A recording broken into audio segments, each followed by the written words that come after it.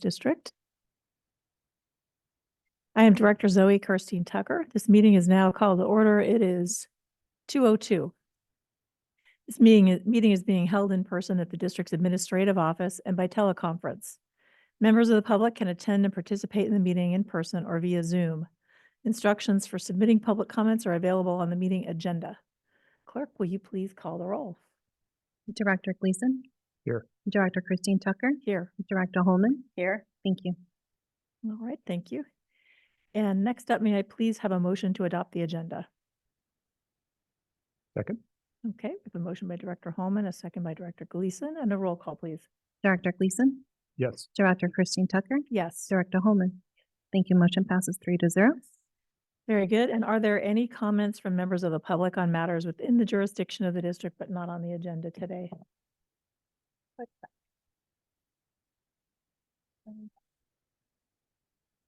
We do not have any. Okay. Thank you. Thank you.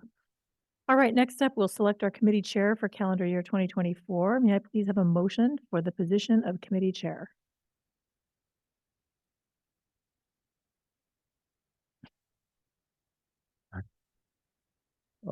I'll nominate Director Christine Tucker. I have a nomination. Do I have a second?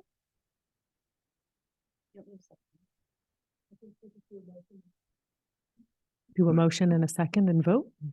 Keep it simple. Okay, thank you. Can we have a roll call, please? Director Gleason. Yes. Director Christine Tucker. Yes. Director Holman. Thank you. Motion passes 3-0. All right, well, thank you. That was unexpected. Next up, do we have any, let's see, did we have any public comments on that item?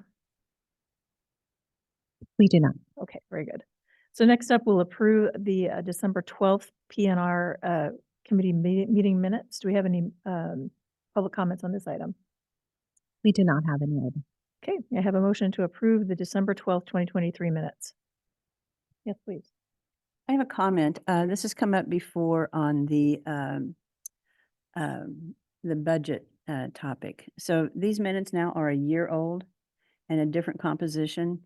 If we could, like, as a standard practice, at the end of the year or after the last meeting of a standing committee, if we could have those added to a regular board agenda as I've forgotten how we did it for the budget. But if For we could have the Director Holman, for the budget, we actually convene the meeting prior to a board Okay. meeting. Great. So if you we can convene the PNR ahead of a board meeting and approve the minutes. That would be terrific. And does staff have any comments? Yeah, I'm thinking about procedurally and how things flow. Probably rather than end of the year.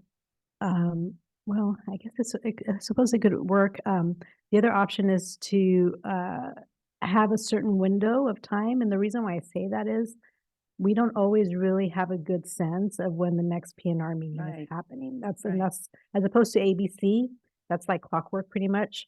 In terms of once a year, there's a set series of meetings.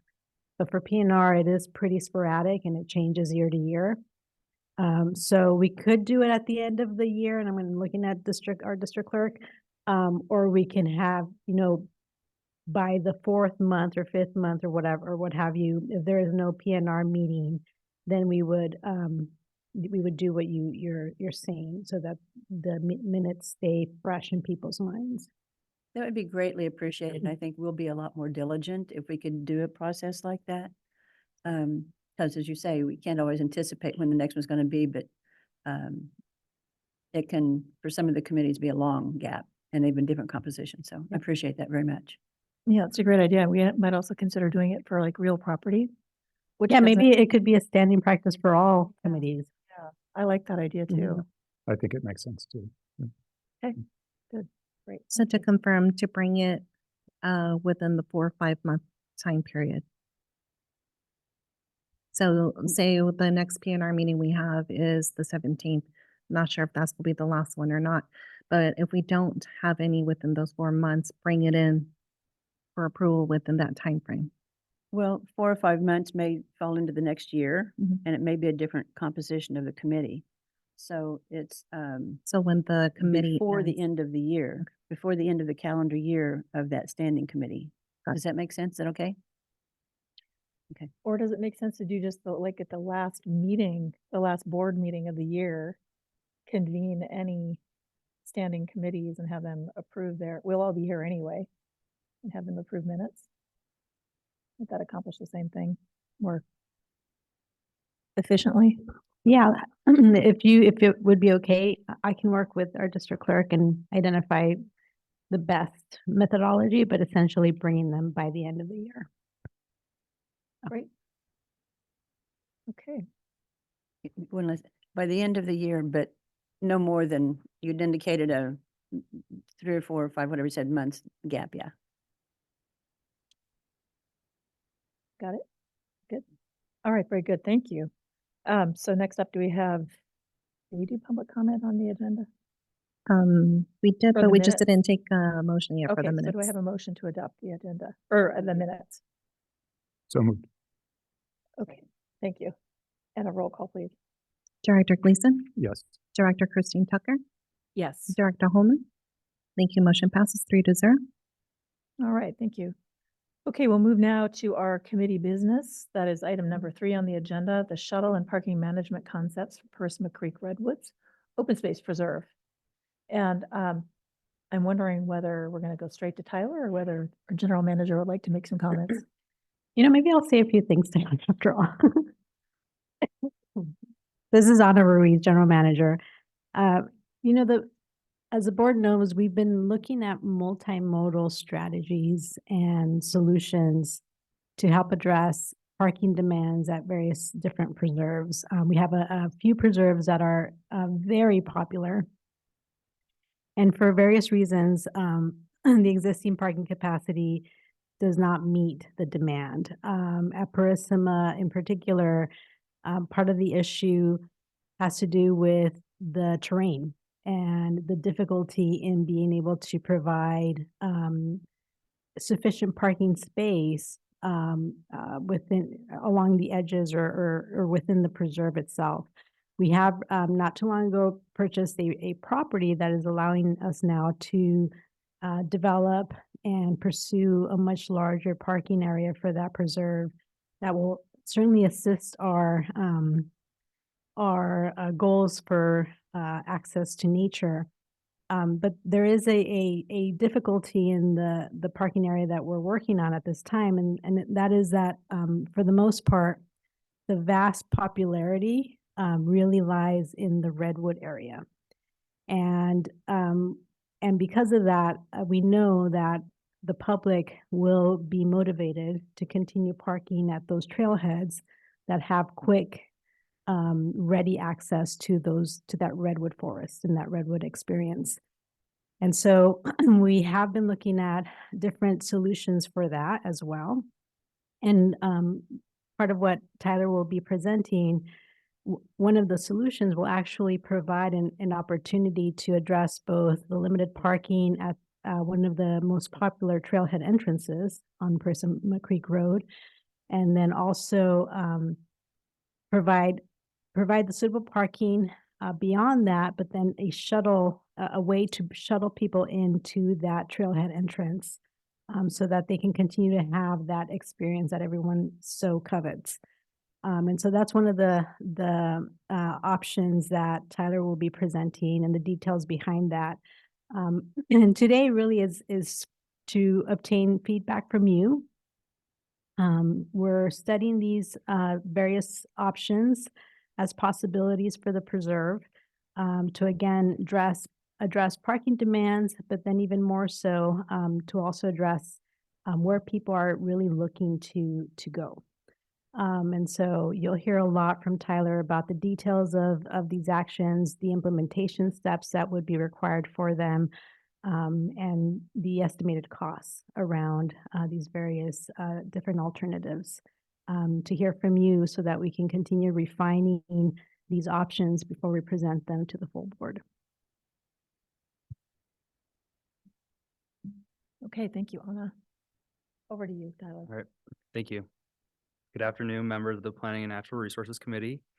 Tyler Smith, Planner 3, and I'm joined today by Gretchen Lausten, Senior Planner, and members of our consultant team from Parametrics, Pete Rusidi and Jen Schreiber. Will be giving the presentation on the more technical pieces, and Sam Erickson, who is joining virtually and is available online to provide any needed clarification on the proposed shuttle program. So the general manager's recommendation is to review and provide feedback on shuttle and parking management concepts for Fresno Creek Redwoods Open Space Preserve, including information on the associated implementation details. Here's an overview of today's presentation. We'll provide a brief background on the study and its recommendations. The presentation covering the shuttle program and parking management concepts will be provided by the Parametrics team. After each of those presentations, we'll break for committee questions, and we do have a lot of information to cover. So staff does request that you please take note of your questions and reserve them for the designated time to ensure we can get through the agenda item in the time that we've been allotted. So moving on to the project background, the study was pursued to better manage visitation, improve the visitor experience, and increase greener modes of travel. And the study recommended high and secondary transportation demand management strategies to implement at the preserve. Here's a list of the high and secondary TDM strategies recommended by the study.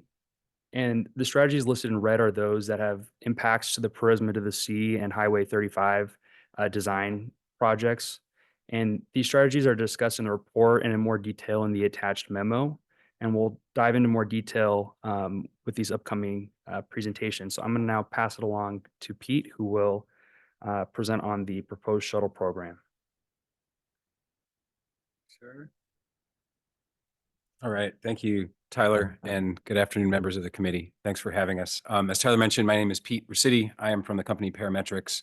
I'm joined by Jen Schreiber, and on the phone or on Zoom, we have Samantha Erickson as well, who is one of our experts on transits, but especially transit shuttles and some of the intricacies of the private operators and everything. So for the shuttle program, here, I'm just going to step down so that my hands are free. For the shuttle program, I'll be covering that, and then Jen will discuss some of the parking concepts. There's a lot of technical stuff, so we want to try to cover everything at a high level. And then to the extent that you want to dig into the details, we're happy to discuss the details.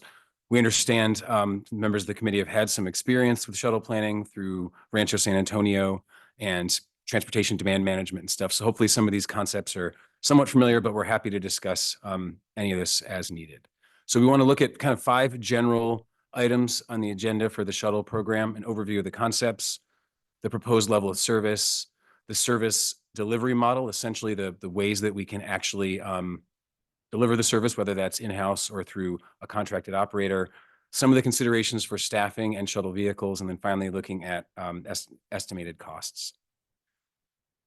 So first of all, looking at the overall needs and goals for the shuttle program, our scope was to look at up to 2 potential shuttle concepts, and in looking at the different options, there was really one shuttle concept that really kind of stood above the others, and that we're calling concept 1, or core service.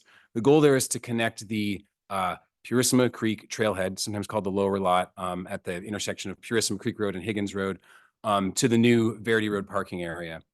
The goal really with concept 1 is to deliver that core shuttle service with the maximum efficiency possible. And when we say efficiency, we don't just mean low cost for the district itself, but also to deliver a high quality experience for the users by having direct, frequent, fast service that is able to minimize waiting time.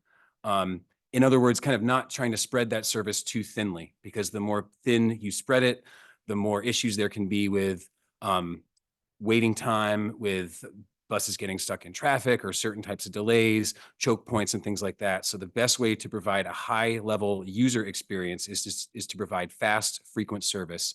So again, really focusing on that core service, meeting the core need of the project, which is to relieve some of the parking issues at that lower lot.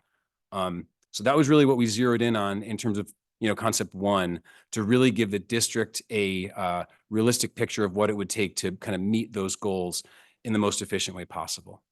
For concept 2, we're calling that expanded service area. That really represents the potential to expand the shuttle to serve more destinations and more needs. But what we found is that the costs to provide that really go up rapidly. As soon as you start to deviate from that kind of core service back and forth and you add more places to the loop, the cost goes up really, really rapidly. And so we found that concept 2, there's many possible places that it could search or that it could serve. In talking with stakeholders, there's a lot of places that there is an interest in serving, but generally that concept 2 is probably going to be feasible only with the cooperation of partners to help with some of the funding and some of the operation. Or concept 2 could be like an add-on, a way to expand upon, concept 1. If we do concept 1 and it is very, very successful, there's a lot of demand, a lot of ridership, it could be a way to kind of add on and build upon that as a pilot. So we're going to show some maps of what that actually looks like. This map right here shows kind of the core of concept 1, showing the two stops, the 2 kind of P's on either end of the green line. It is relatively short distance, 4.5 miles one way, 9 miles round trip. And again, this is aimed at maximum efficiency, which will allow the district to provide the highest quality service possible at the lowest possible cost. One note, and we'll talk about this a little bit when we get into vehicles, is this type of service, the back and forth, would need space for vehicle turnarounds on both ends. And that is especially a need as we get to the lower lot, to the Purissima Creek Road lot. In order for it to turn around and come back as opposed to doing a loop, it would need to have space to do a full turn there. Our initial measurements have found that generally should be possible with a shuttle vehicle, but it's going to be pretty tight. And if needed, we can look at some of the civil design issues there in terms of what would specifically be required. But our first finding is that for the smallish kind of medium-sized shuttle vehicles, it should be possible without major major capital improvements to that parking area. So that's a view of concept 1. Again, kind of the most efficient back and forth. And then looking at it in that little box there, it shows kind of what would be the success outcomes for that concept. And this gets back to the goals of this, of the study itself. And number 1 is the establishment of a sustainable shuttle program. Number 2 is the reduction or hopefully elimination of the parking issues along Purissima Creek Road around the lower lot. And then the third is obviously to provide a service that is easy and useful to the visitors. So it's, something that they have a good view on as they come and visit the preserve. Here's a map of concept 2. It's very busy, but the idea here is to kind of show how it might overlay on a concept 1. The dark pink in there represents the Samtrans on-demand service. They operate a on-demand service called Ride Plus, and the dark pink shows the catchment area. One of the things that we looked at was maybe a potential to expand the on-demand service area to the south and maybe make that part of it. So that's what the light pink represents. But really all those labels in black that you see, the Johnston House, Half Moon Bay, Moon Ridge, the Ritz-Carlton, the Cowell Purissima Coastal Trail, those are places that we've heard might be good to expand service to concept 2. But again, as soon as we start deviating from that core service in concept 1 and we add more destinations, you can see just from a distance perspective, if we were to add even just one of those destinations, it would greatly increase the length of the shuttle route. It would create a loop. Because the distances are longer, the time for each vehicle to make that loop would be longer, which means you need more vehicles. You might need to go from 2 to 3 vehicles to 4 to 5 to 6 vehicles in order to provide that level of service. So you can see how the costs tend to expand very, very quickly as you start to add service on. So again, this is something that could build on a successful concept 1, but given the high cost, this tends to deviate a little bit from those core goals of this study and probably would be most feasible with the cooperation of funding partners. So that's a view on concept 2. Looking at the proposed service levels, I think as we discussed at the beginning, service levels really help to determine the quality of the visitor experience, of that user experience. So looking at service levels, level 1 is kind of about meeting the demand. We want to make sure we provide enough shuttle service for all the people who are there to catch a shuttle and use it. So that's kind of a base level. But really, service levels are also about making for a really good user experience, making for a high quality service, a fast service, and one that's very, very reliable, meaning not a lot of wait time for folks, not a lot of bunching, a lot of clustering. When you show up and you need a shuttle, it's there within a few minutes.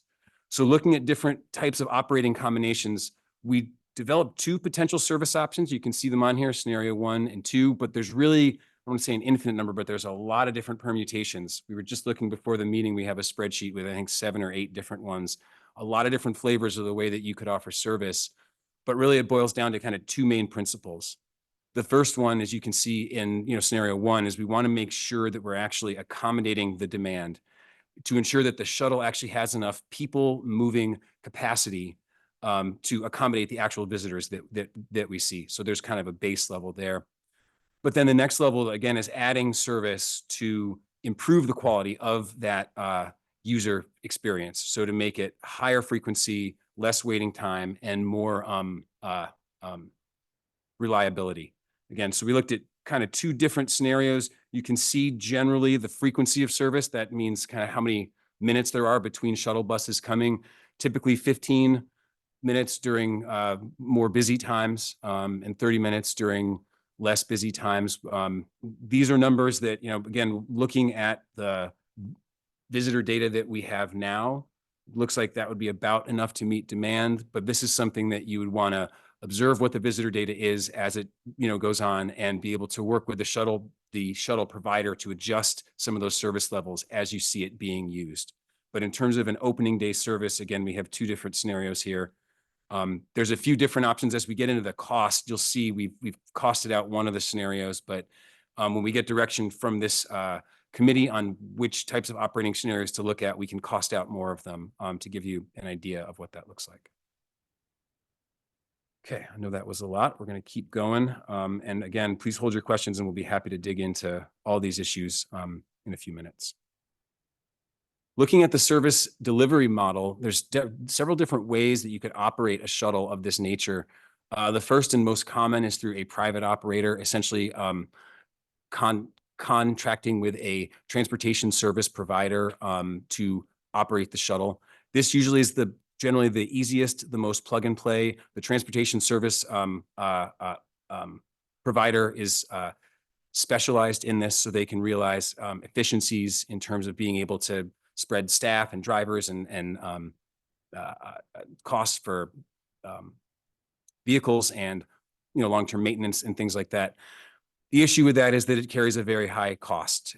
In that there's usually a single hourly cost, a cost per hour that they charge, and wrapped up in that cost is everything that you need to take care of, from the vehicles to the long-term maintenance to the liability, the drivers, the staffing, all of that stuff. So the sticker price can be very, very high, but what that gets you is flexibility for that private operator handles all the administrative requirements, all the vehicle sourcing, all of the maintenance, and you just have to pay that single price. And so they kind of take on a lot of the risks and obligations that a transportation service provider would need to. Another option that we looked at the direction of the district is direct operation in-house. So this would mean that district staff would lease or actually purchase shuttle vehicles and use their own staff to actually operate it. At an initial look, when you think just about the fuel and the driver time and the vehicles, this could appear to be maybe a little bit less expensive or a little more efficient. What we've generally found is that pretty much is not. What you exchange in terms of immediate operating costs being lower, you trade off for long-term risk, long-term burdens on the district to kind of build institutional expertise as a transportation service provider, and long-term issues dealing with the staffing of that, the vehicle storage, the vehicle maintenance. And so again, that is an option. Generally, we find that is not the most efficient or the wisest option, because because of the lack of efficiency, but also because this district is not a transportation service provider, and offering a shuttle service like this would mean essentially that would be another institutional competence that the district would have to develop. And it'd be very difficult to deliver that at the same level of efficiency as a private operator. So again, there may be some savings there in the near term, but over the long term, it's probably not the most efficient route for the district. A third option that we looked into, and I think has a lot of promise, but has some institutional burdens to overcome, is trying to leverage Samtrans as the county transit operator to help to provide some of the service. And we looked at 3 different ways that that could happen. Samtrans operates fixed route buses, and so we looked at the potential to add just another fixed route. In other words, a route with a number that would say go from Half Moon Bay to the Preserve. We looked at, like you saw on the map, expanding the catchment area for the on-demand service that Samtrans offers. And we spoke with staff about that. And then the third one, actually, and this was an option that staff gave us also, was to contract with Samtrans as a shuttle operator. That third option actually seems like it could be the most viable alternative in terms of the most straightforward way to meet some of the goals, but there are institutional barriers right now, and that we discussed with staff a little bit, that have to be worked out a little more in terms of there needs to be some sort of an MOU between the 2 agencies. There has to be dealing with some issues with fare policy. There were a few different things that we discussed with staff that it seems like that is a possible service model, but will take some administrative coordination between the 2 agencies to investigate more. Our general kind of thought there, talking with staff from Samtrans, was that seems like a good option, but it'll probably take a few years to develop that. That said, because we have a few years before the Verity lot is open and constructed, it could be a viable option to the private operator. So that definitely is something that the district could look into more in partnership with Samtrans. I know that was a whole bunch that we covered there. I think there's only just, 2 more slides for me, and then we can get into questions. Really briefly looking at the staffing and the vehicles. The staffing itself, in terms of operating a shuttle, you generally need a general manager, admin staff, drivers, and a dispatcher. Typically for a shuttle that's operating every day, you would need generally multiple staff of that to work in shifts. The great thing about a private operator or about a Samtrans operator is they would provide all of that.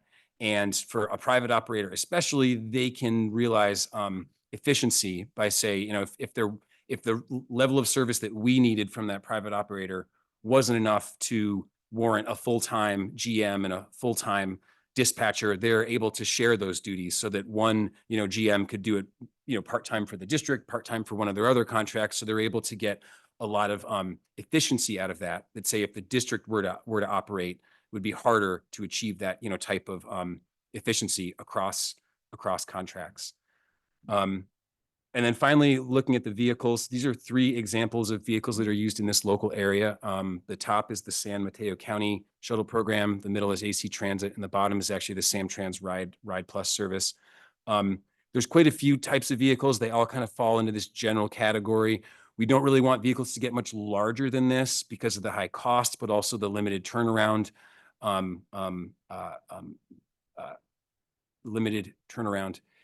capabilities, The good thing is there's lots of vehicles like this that are available out there. The bad thing is they're somewhat customizable. They generally use a truck body, and then they use what's called a cutaway to custom build the shuttle vehicle. An issue with that is that from a zero emission standpoint, zero emission shuttles really aren't, the market's really not quite there yet, but I think we will see the market get there eventually. As you may know, statewide bus fleets are doing a gradual transition from diesel and hybrid and natural gas buses into zero emission buses throughout the state. That is something that eventually will need to come to the shuttle market. Right now, the private market isn't quite there. So really that kind of diesel engine is really the main thing. But as the market grows over the next few years, we expect the availability for zero emission shuttles will go up. That is another advantage of going with a private operator or a shuttle operator, is that they would handle all those fleet issues for you. So when the time came that they would need to, by law or for any other reasons, upgrade to ZE vehicles, that's something that they would be able to cover. But again, that's something that we're kind of watching because the market is evolving quickly. It's not quite there yet for the small shuttles. And finally, we wanted to look at cost. And this is a kind of a roll up of what we would estimate to be a 6-year program cost total. So the first, I guess, lines 1, 2, and 3 there show some of the startup costs in terms of some of the capital improvements that may need to be made, bus stops, signage, shelter, things like that, some of the staffing costs. And then in years 4, 5, and 6, you can see 3 years of actually operation of the shuttle.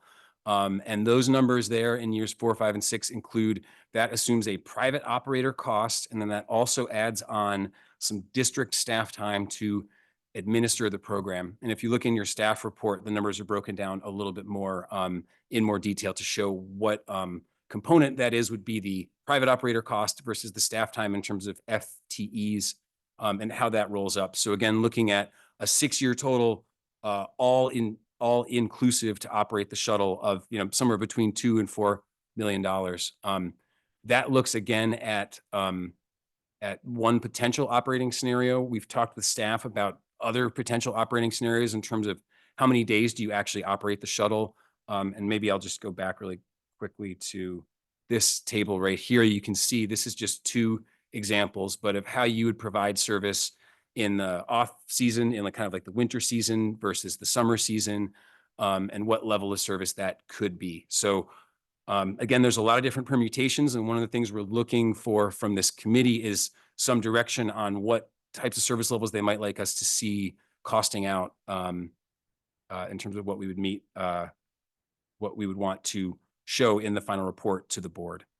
And again, this includes the capital improvements, the shuttle operation, and the staffing costs for the district.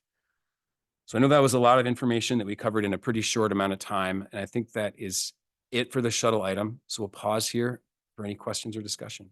Okay, thank you. Sure. Questions? Yes, Director Gleason. Yeah, thank you very much. I really enjoyed reading this material, and thank you very much for the presentation and all the work. I think this is a question for staff, but in the board packet, there was one thing that confused me a little bit. On page 10, under fiscal impact, there's a table and it shows annual ongoing costs, but it looked like it was the 6-year cost number that went in there. Is that, I just want to make sure I'm understanding it correctly, that the annual cost is more in the, I think the 1 to 1.3 million. Is that right? Thank you for the question. I need to look at the report. 1 second.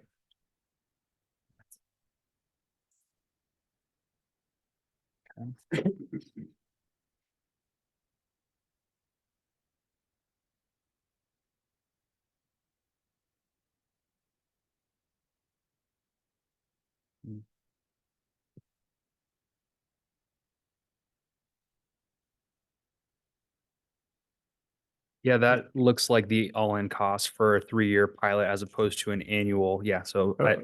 I think that just needed to be updated. Oh, okay. So yeah, thanks for catching that. So then I had a question about the timing of the circulation. Is the sense that there would be fixed departure times, or is it more of the type of rotation you have like at the airport parking shuttles where it's just rotating through on its own schedule? Yeah, sounds good. Yeah, for sure. Generally, we would want to have fixed times because that helps us plan, how many buses per day and everything. So our planning assumption is based on either a 15-minute or a 30-minute service frequency. That said, in times of heavy demand, it could be the case that they run a little more frequently. We talked about, this is something you could work with, especially a contracted operator at times when we might anticipate a surge in lots of demand. You might have, a 2 or 3 hour period on a Saturday where you run them a lot if you see a lot of demand. So you might run it as soon as you can. But for the most part, we would generally plan on a fixed service of, say, every 15 minutes so that people can plan on that. And so the operator can also plan on the number of vehicles and drivers that they'll need to meet that. Right. It seems like conceivably there might be times when you could get more capacity by just running continuously, but there's an advantage to letting people know exactly when the shuttle is going to be there too. right? True. And then, you know, the other thing about operating more frequently means you're going to need more vehicles and more drivers also because of the travel distance. And so we found for the 4.5 mile distance, running it every 15 minutes works out fairly well, that you can get away with having, you know, 1 to 2 vehicles, maybe a third spare. So if you start increasing the service more than that, then the costs start to roll really fast. And your estimate of the transit time is it, say, 10 minutes or a little more than 10 minutes? I don't have it off the top of my head. I'm going to ask Sam, who hopefully is online. Sam, do you remember what the transit time was for the Concept 1? Put her on the spot. Hi there. Yeah, sorry. And that's for like, how long does it take for one bus to get around? Just Back to the- what's the time it takes the bus to get, say, from Verde Road to Purisma Creek Lot? I see. Yes. So it is just under 15 minutes. We have built a schedule so that basically 30 minutes is a round trip that includes just like a little bit of buffer for loading, for just in case you get stuck behind somebody on the road or whatever. So should be just under 15 minutes. One way. One It way. could be closer to 10. One way, yes, just in one direction. So the actual time the vehicle's driving is probably closer to 10, but in terms of loading, unloading, and all that stuff, we're looking at about 15 minutes, which, like we said, works pretty well for 15-minute frequency. Works out nicely. I'll let somebody else ask questions. Director Holman. I do have questions. Only questions now, not comments? Only questions, okay, all right. I don't remember seeing this. Has there been outreach to neighbors along Purisima? As part of this study, do you want to answer that? Yeah, thanks for the question. As part of this effort, no, we're basically evaluating like the feasibility of implementing. So I suppose if we were to seriously look into this, we would then at that point conduct outreach. But we do have a comprehensive use and management plan that's going to the board early 2025. I have Gretchen here who is working on that project, and so she could probably speak about outreach to date and potential future outreach. Hi, thank you, Gretchen Louston, Senior Planner. As part of this particular work right now, we have not done outreach specifically, but the 2 previous projects, the Purisima Multimodal Access Study, the development of that, as well as the Purisima to the Sea feasibility study, there was quite a bit of engagement with residents along Purisima Creek Road to just make them aware and to ask for feedback about kind of all of these components of the projects, including a potential shuttle between Verde and Purisima as well. Okay, thank you. One other thing too, just to add, this is Anna Ruiz, General Manager, is that we have had difficulties with regards to roadside parking along Purisima Creek Road, and we've had numerous comments from neighbors. We've held meetings with neighbors as well, and we've been working with the neighbors as well on closing certain sections of the roadside where there's just not enough roadside shoulder for parking and safe passage. And so with the shuttle program, for example, that would alleviate a lot of the roadside parking issues that have been a constant really for a long time. So I know that there is that consideration with regards to neighbor concerns and neighbor input that we've received in the past. Yeah, I was thinking about a different kind of neighbor concern, but yeah, I'm aware of that. There was a slide that showed the 3 different kinds of vehicles that might be used. The top one, yeah, that's the Samtrans, isn't it? The top one? I think, and I don't want to get them mixed up. I think that's the San Mateo County San Shuttle Mateo County. Program. I forget what the Okay. official name of it is. What's but the length of that one? I believe Sam can tell us. I think they're around in the 20s, 20 to 24 feet. Is that right, Sam? The The length? top one looks to be about 28, but they come 20, 22, 24, 28, 30, 32. So, but that one just looks like 28. You can, or you can generally order them special. So they make the front as like a Ford E450 or whatever engine, and then it's called a cutaway, and then they can kind of customize how what you want the passenger space to look like. So how big you want it, if you want ADA access on different sides. But a kind of a standard one that looks like that is in the about 25 feet or so. Okay, that's one of my questions. So it's like people who go on these hikes might have dogs. They might have, backpacks. Yep. All kinds of stuff. So how we accommodate all of that can be accommodated in these vehicles. Yes, and we are very lucky in the sense that we can benefit from a lot of other open space districts and state parks, national parks that are pretty experienced at the shuttle game. It's been, especially since COVID, as the demand has gone up for a lot of these shuttles, it's pretty common now. We looked at quite a few case studies of recreational areas with these, and so there's a lot of vehicle types. There's a lot of customizations you can do for that.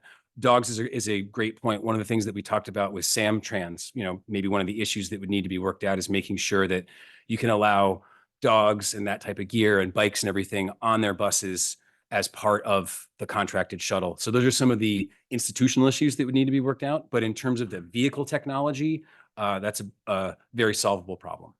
Okay. And I'm saying this, I'm kind of going, am I misremembering, are dogs allowed in Purissima? Okay. Oh, well, that makes it easier. You need to go to the.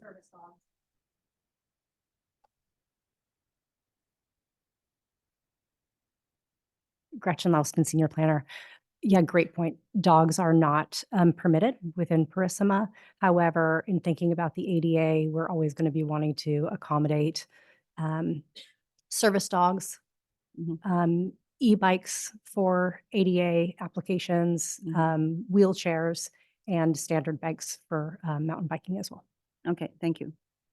And thanks for setting the record straight, because I asked that question, I'm kind of like, oh, wait a minute.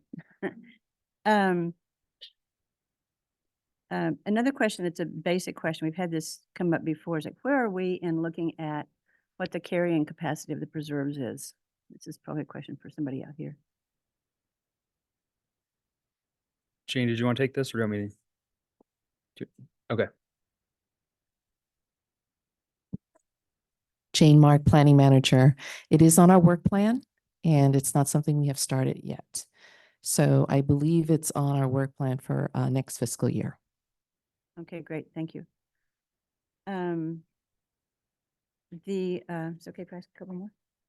Okay, so given that we don't have electric vehicles yet accessible for this kind of a program, is there any reason, because bus drivers, shuttle drivers are renowned for just letting the vehicle idle.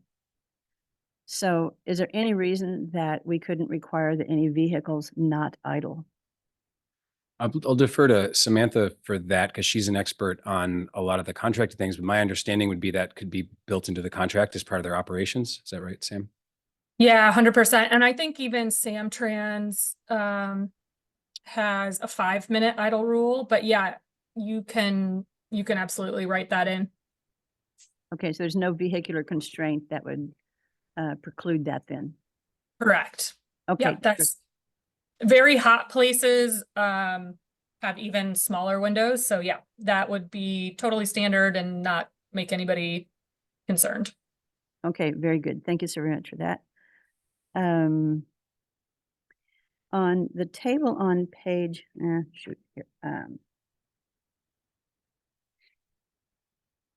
table on page 5 confused me, or the two tables, the comparison. The top table says it's emphasizes visitor demand, and the bottom table says emphasizes visitor experience. And the cost is about $400K. And I kind of didn't understand, or I overlooked or something, what the difference is, because it looks like the bottom table is just the collapsed numbers from the table above. So it's not quite, and there's a lot of different permutations that you could use, but that first one, we have kind of a summary table of it as well. Hopefully these are consistent, but on the slide we show scenario 1 emphasizing the visitor demand, and we show 30-minute frequencies on weekday. I've got to make sure I've got this right, but I think there's a few more areas with 15-minute frequency. Like you can see in the fall and the spring, there would be 15-minute frequency on the weekends.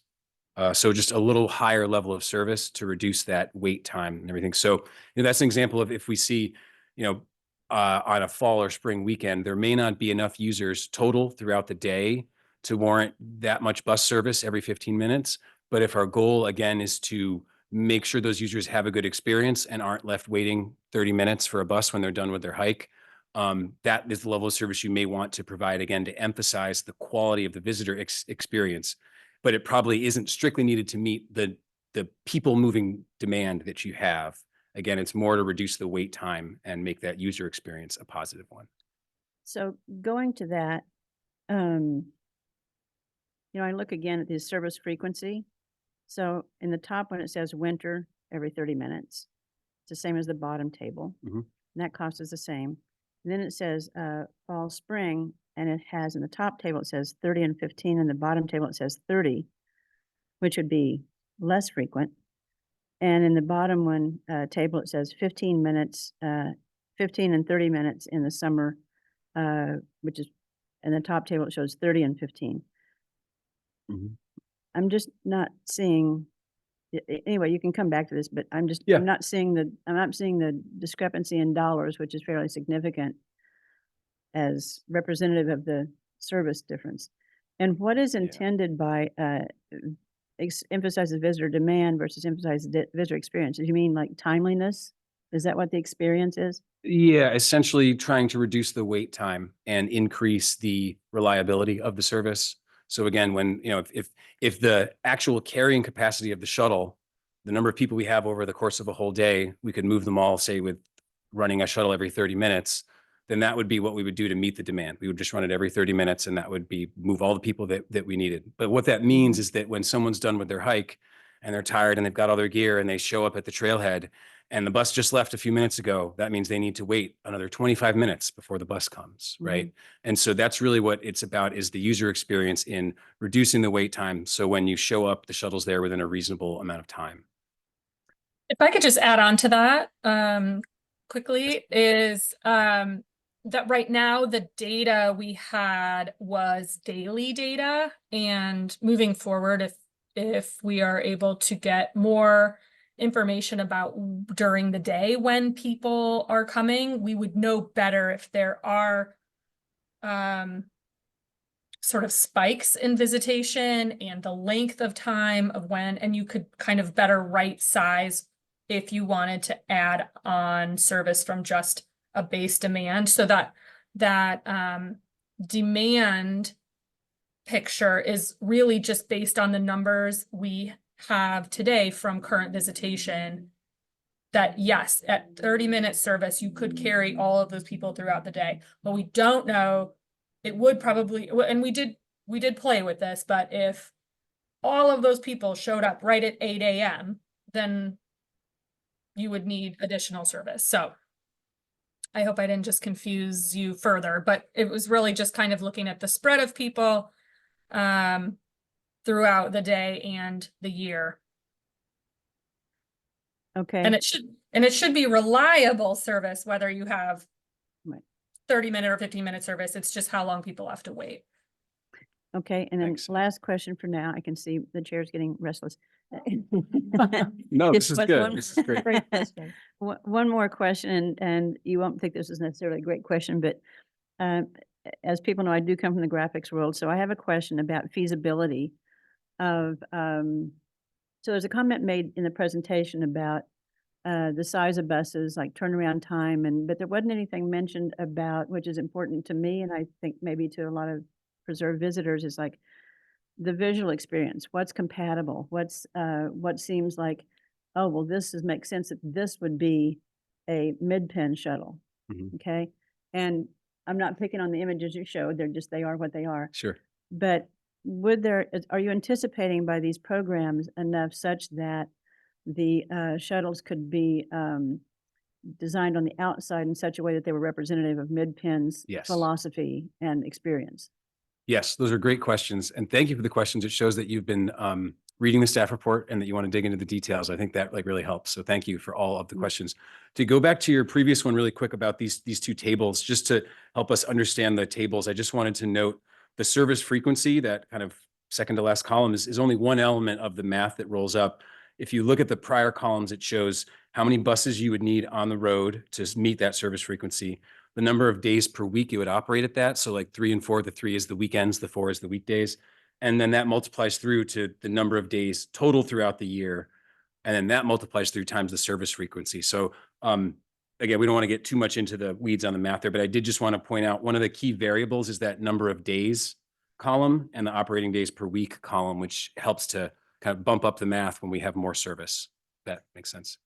It doesn't help me because Okay. and I'm sorry for that, but it doesn't help me because again, I look at those tables, because I did look at those as well, because it reads to me like, okay, on the top table, it shows operating days per week, winter, 3, in the bottom, winter, 3, fall, winter, or excuse me, fall, spring below is 7, which is the combination of the 3 and 4 in the table above. And I don't need to go through all of those, but Sure. that's the kind of thing where I'm not seeing the difference. Okay, and that's something that we want to make sure that we check the math, make sure the math is all good on there, that it makes sense. And there's a few different ways we can lay this information out. So this is kind of one of the main purposes of this meeting is for you guys to review it. Let us know if it makes sense. Before we go to the board, we have an opportunity to shuffle these around and make sure it's really, really clear to everybody what they're reading. So thank you for that feedback. And then I promise you my last question this round anyway, is on page 4, the staff costs seemed kind of remarkably high.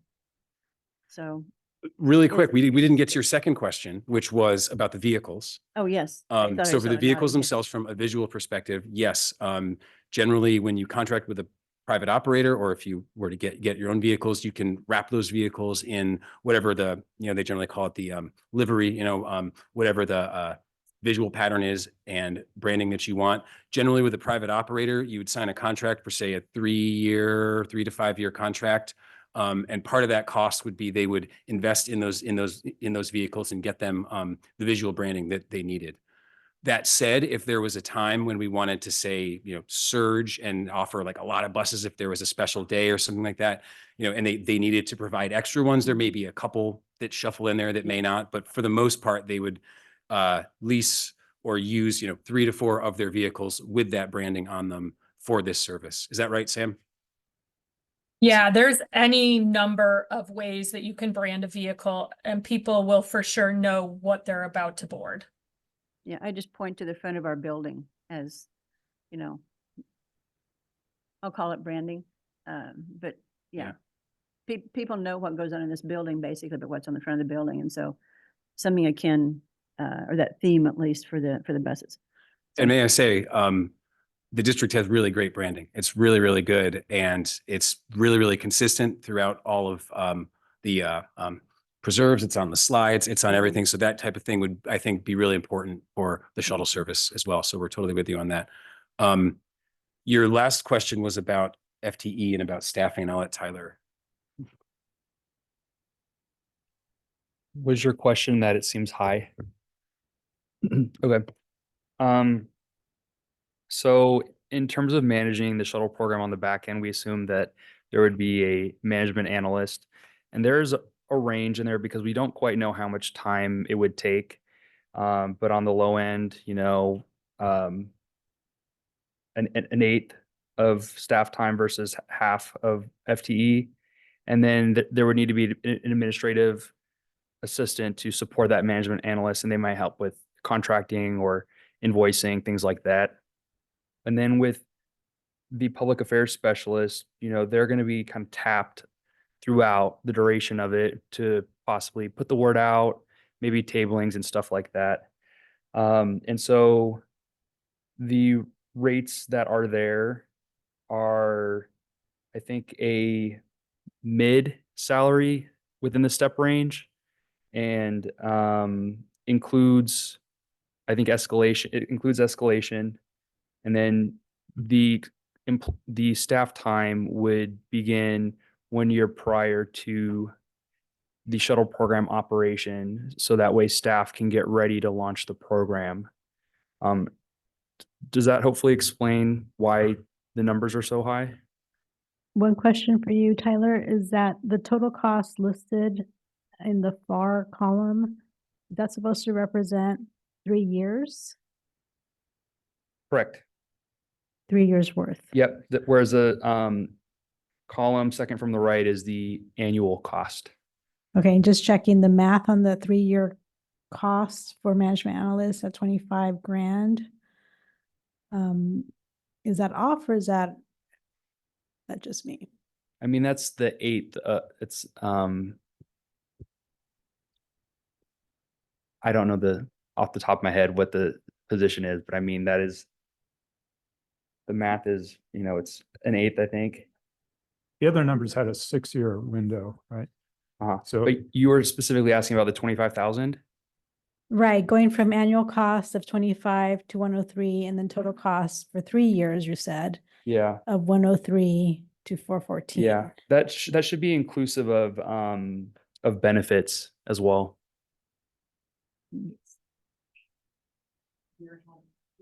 So 4 total Correct. years. Yeah, so you're saying 4 years in that total cost. 4 years in the total Yeah, cost. one for the shuttle startup and then 3 years of program operation. And the total cost column also includes benefits. Correct. Yep. the Well, overhead. you'd want total cost of staff, but before this goes to the full board, having a title on the slide explaining that would be most helpful and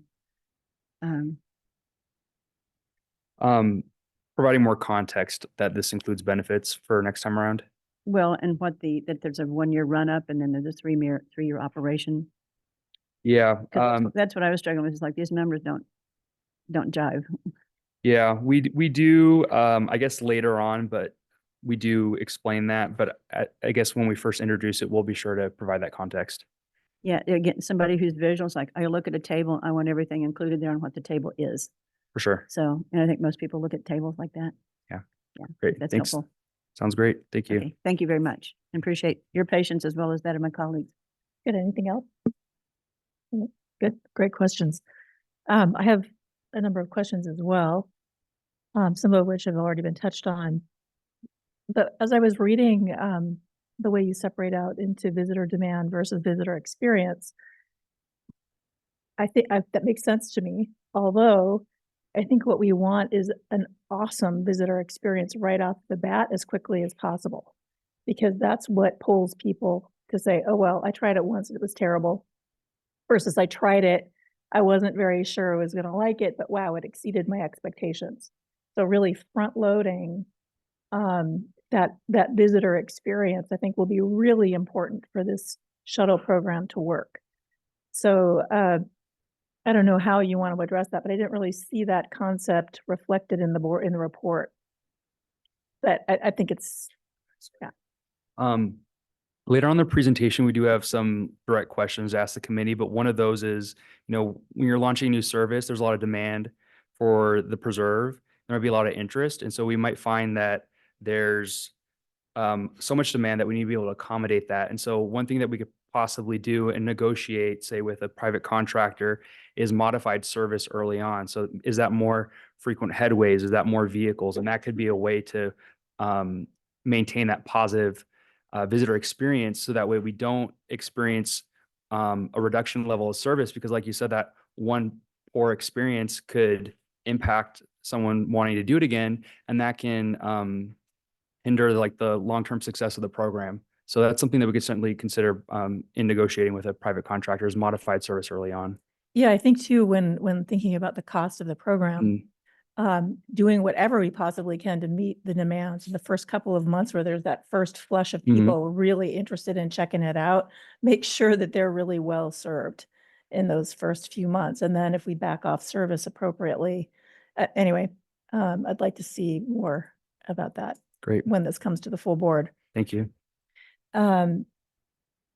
I too had a question about the degree to which we've checked in with neighbors, and in particular along Verde Road, where there are agricultural operations where they've got big vehicles on the road, particularly during harvest times, which could really impact the mobility of shuttles through there. So talking to those operators and making sure that they're good with that, we've got some kind of a cooperative agreement there. I also kind of question that 15-minute one way on Ursima, that can get pretty clogged. And it's a very winding road. So you might want to just really make sure that those numbers accurately reflect what we can do one way or in each direction. Yep. I'm looking at Sam there. Let's see. I noticed I can't remember which slide it was in your presentation, but in your attachment 1, it's on page, or actually in the staff report, it's page 26. It shows the potential service area for the transit shuttle concept 2, and it shows nothing south of Verde Road. And I'm wondering, have we given any consideration if and when we move to concept 2 that we might pull people in from Pescadero or points south of Verde Road, where there may be quite a bit of interest in riding a shuttle? Maybe not, but it's worth, I didn't see it reflected here, so it seems like something we should. Yeah, I can look speak to at. that. We did not look to the south. That certainly is an option in talking with staff and with stakeholders. Definitely the majority of the interest we heard was those points to the north, the Johnston House, Half Moon Bay, the Ritz-Carlton, some shopping centers, maybe in the, Half Moon Bay area. So that seemed to be where there was the most kind of density or demand that would support it. But it certainly is possible to look at farther areas. I would just caution that the cost goes up really, really quickly. Well, as the district looks to expand our DEI efforts, there is a large farm worker community in that area. So, and those folks tend to be very quiet, perhaps not articulating their needs as much as somebody from the Ritz. So, Great point. we might want to reach out to Puente and find out whether there might be some interest in Pescadero. I don't know, but it's worth checking. Great. And if I can just pause for 1 second on your prior question about trying to make sure we ensure a really good visitor experience from the front, I think that's really important. Those are really good concerns. What that requires is a big investment from the beginning, right? And we need to invest in very good service, very frequent service. So when people get there, they do have that good experience. They say, oh, it worked pretty well. I'm willing to go back. And one other piece of that could really go a long way to ensuring that is allocating a substantial marketing budget to really put the word out about the shuttle and what it means and how easy it is and how you use it and where you park and what you do, which could include online campaign, definitely signage, stuff on the website. Right now, we allocated a relatively small amount of staff time for that. But if you wanted to really kind of make a push and ensure or make the best chance of ensuring that really good rollout, more marketing investment in the beginning would probably help that as well. I'd love to see, a rollout budget that really allows the board to understand that we're going to front load this. We're going to put some extra in, because I think it will probably save us money in the long run and it will ensure the success of the shuttle program versus what I saw with the county's program a while back. It just fell flat because they didn't market it properly. They didn't have enough. The headways were too long. People took it once and were like, forget it. That's exactly right. A major barrier for transit in general is people don't have the information. It seems intimidating. They don't know what to do. It seems like a hassle. They don't know how to pay the fare. They don't know where to look up the schedules. So many times we see, especially transit agencies, are so burdened with their costs and their operations that the marketing goes on the wayside. And it does have a high cost, but it really can get you that extra mile in terms of the user experience and user satisfaction. So I think you're right on there, but there is a cost there. Let's know what it is. Yep. Okay. And then I think I've mentioned this before, but I want to touch on it once again in terms of, maybe we're still on shuttles and not talking about signage yet. It'll be next. But yeah. Okay, well, then I'll hold on that question. Let's see, what else did I want to have? Oh, I know, on either concept 1 or concept 2, fairly soon, we should have a trail connection, a Cal-Purisima trail connection. So the question might be whether we add a stop To that coastal trail on the coastal on side. Verde. Yeah. Yep. So again, I'm looking at this expanded service area map, but it's the same for concept 1. The Cal-Purisima trailhead is kind of halfway between the Verde parking lot and where you turn to head up Purisima Creek Road. So the question would be whether a stop would be appropriate there for people that want to just go to the Cal-Purisima Meaning trailhead. people parking at the Verdi lot who don't want to go east, they want to go west, essentially. Correct, Yeah. because the Cal lot gets backed up frequently on weekends as well. There's limited parking there. Well, we certainly know, and that was one of the dots there for expanded service for concept 2. That certainly is something that we could add. I would just caution that, that starts to spread the service a little thinly. Then you're adding a third stop. You're adding more travel time, which, as you said, that kind of 10-minute time's 10, 15 minutes a little tight. That may trip you into needing another, vehicle, another driver.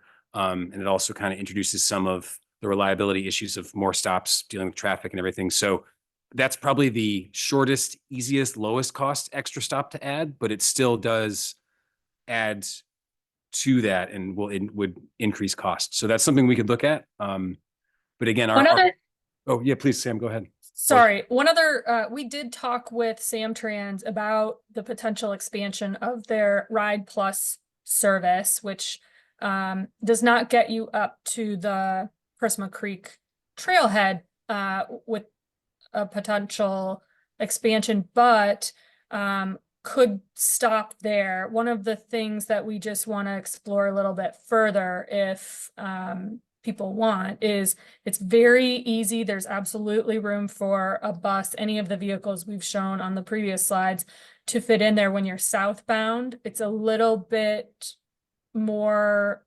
we need to think through the safety of the northbound traffic when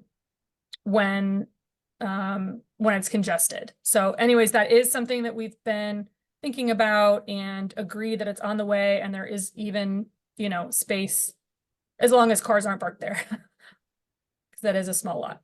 Yeah, I think just making sure that it's on your radar, that there may be people that hop on the shuttle at Verde Road and they're like, oh, well, I really want to go hit the coastal trail. And it might just be a quick stop to make that connection. We're certainly going to be putting time and resources into making that connection trail-wise. So we might as well, if we have a shuttle, if we can, provide an option for people to get there with the shuttle. Certainly something. Yeah, definitely on our radar, just a safety sort of, want to make sure there's safety is considered. We don't want people running across there. Okay, very good. Thank you. I think that's all for me right now. Yes, Dr. Gleason. Yeah, one thing that came to mind was Sam mentioned that if there was better information about visitation during the day, say hour by hour or whatever, then it might make our ability to estimate this better. Do we have that type of information from any of the preserves that we think would be useful in this case? We do have visitor counter data, but on the back end, it doesn't get that granular. It's daily. I think we could maybe explore if we can get more granular data, if we do by hour. I don't see why not, but I just don't know if there's limitations to the vendor that we work with. But for right now, it's just daily is the most granular data that we have. Beyond that, though, during the study, there were, I think, field observations. I don't know that I can't recall if we had hourly, but I would say the one way to get granular data would be if we were to go out there and just observe. Yeah. Okay.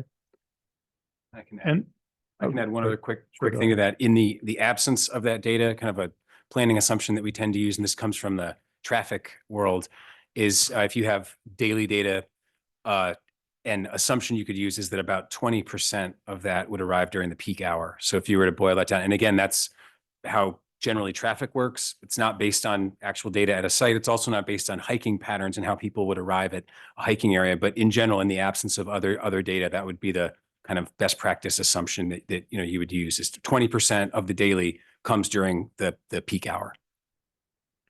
And then I had some questions about the interaction between the parking at Piersma Creek and along the road and the shuttle, the efficacy of the shuttle program. So should we take those now, or do you want to talk about that?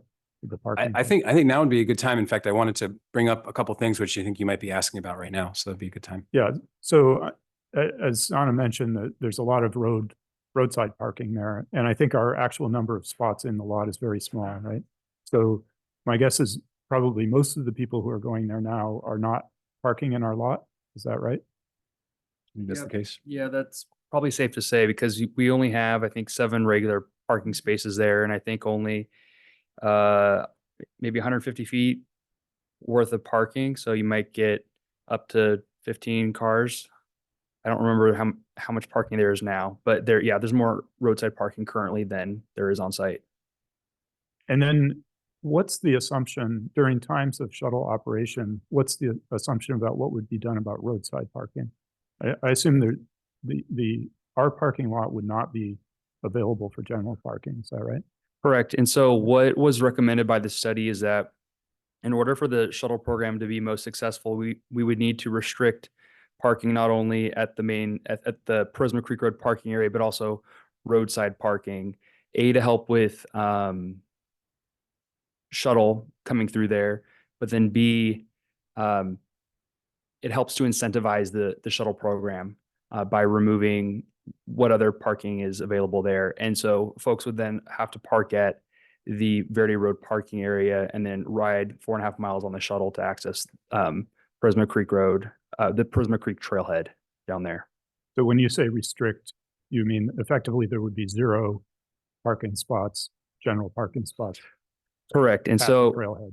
correct. And so if we only have shuttle operating, like keep it simple, say it was just weekends or something, we would need to clearly sign that there's no parking during weekends, and also have a really strong public education campaign. But if there's more variation, we just have to really get ahead of that so that we're not confusing folks and reducing the visitor experience. Okay, great. Thank you. You're welcome. That was a great question. And if I could add to that, that was the issue that I did want to, bring up is parking enforcement there. Obviously, one of the main goals of this would be to reduce the parking impacts along the side of the road. So that would be, I would assume, prohibited parking. But then in the lot itself, in order for the shuttle to do the turnaround, it needs all that space. And so it would be very important that if a car does park there, that it needs to be out of there pretty fast so that when the next shuttle comes, it doesn't cause the whole shuttle operation to grind to a halt because it can't turn around. And so that would be, I think we have talked about the district rangers who kind of go there often would be part of that. The shuttle operator themselves could also be part of that. But when they, call in, there's a car here, I can't turn around. We'd need to be able to deploy resources to do that enforcement quickly when the shuttle's operating. So that would be another part of it. And like Tyler said, signage about what is allowed and what isn't allowed would be really, really important there to make sure everybody knows. Anything else? Okay, one last quick question. I can't remember, are we planning to have an app that people can use that will help them understand? Or no, we're just going to use the district's website? Is an app part of this or no? In terms of the shuttle operation, we don't recommend that. Okay. Ideally, the shuttle would be simple enough that it just goes between 2 different places every 15 minutes or 30 minutes. You don't need a timetable. You don't need a special thing, an account, a fare or whatever. You just show up and it's there, hopefully. So to reduce the level of required administrative things. But that said, if an app or a website is part of it to help educate people on how to use it, that certainly could be useful. But in terms of being needed to be a passenger on the program, we don't recommend that because it adds extra complexity. Great. Okay, thank There you. is also an opportunity to publish data, which usually just like gets sent to like Google, for example. And then there's an app called Transit that people can just access if you're nearby. It'll tell you whether something is running or not. And it could be Samtrans or Muni or VTA or this if you're close. So it wouldn't need to be a standalone app. That wasn't a part of what we looked at, but there are ways that people can get live information. Okay, good. So we could knit that in with Google Maps or something. Yes. Yep. Okay, great. Thank you. Thank you. So I think I'm going to turn it over. So we're good with the shuttle portion right now? We'll start with the parking. Just want to make sure we're.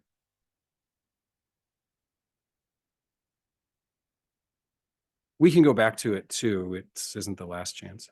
Yeah. Oh, one more. Maybe one clarifying question. I was just looking up something, going to the tables on page 5 again. I noticed this earlier, but I didn't ask about it because I didn't think to. In the summer, we're talking about 14 hours, service hours, daylight hours, 14 hours. And I was just looking up June 20th, daylight can be as long as 15 hours. But I'm just wondering what the practicality of that is. Yeah, so we did, we started with our analysis looking at just like full sun up to sundown to match with park hours. And what it really comes down to is just sort of the logistics of operating shuttle service. So the date that you picked, of course, is going to be like the longest day of the year, That's but Mhm. yeah, so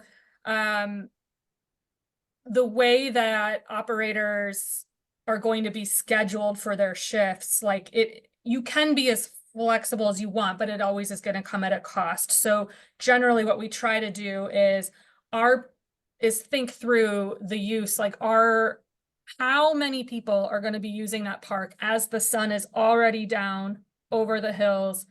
Are we going to lose visitors to the park because we didn't have one last shuttle right at 10 p.m. When really what we're talking about is marketing. Hey, this is when it operates. If we say people need to be done at the park at 9 p.m., that's probably safer than saying that on this week it'll go till 10 and then the next week it goes till 9. We don't want to accidentally leave someone behind by having changing schedules often. You want to change them as little as possible so that people are not confused. Hey, I went in March and I know I went at 9 p.m., but now it's November and there's no bus at 9.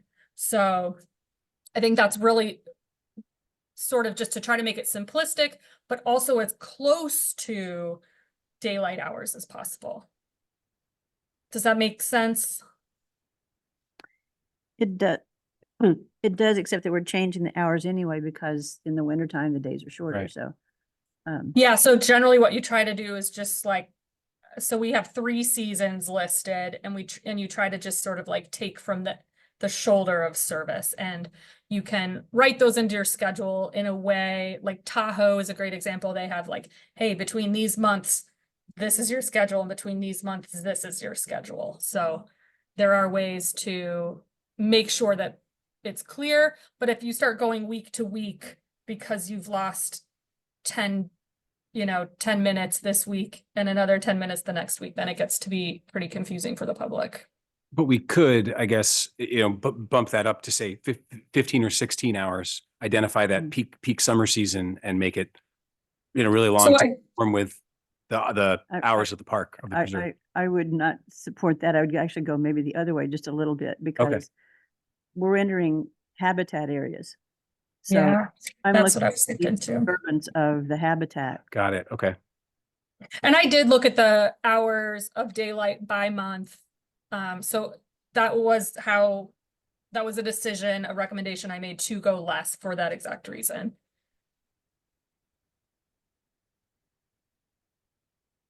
Okay, can we move on now? You good? All right, very good. You can see here, there's a photo of some of the parking impacts right there as we get into the parking. So I'm going to introduce Jen for that part. All right, thank you everyone for having me. I'm going to be talking about the parking management concepts that we looked at. So the overall agenda for this segment of the presentation is we'll look at the 3 concepts that were evaluated, and these were based on recommendations from the Persimmon Multimodal Access Study.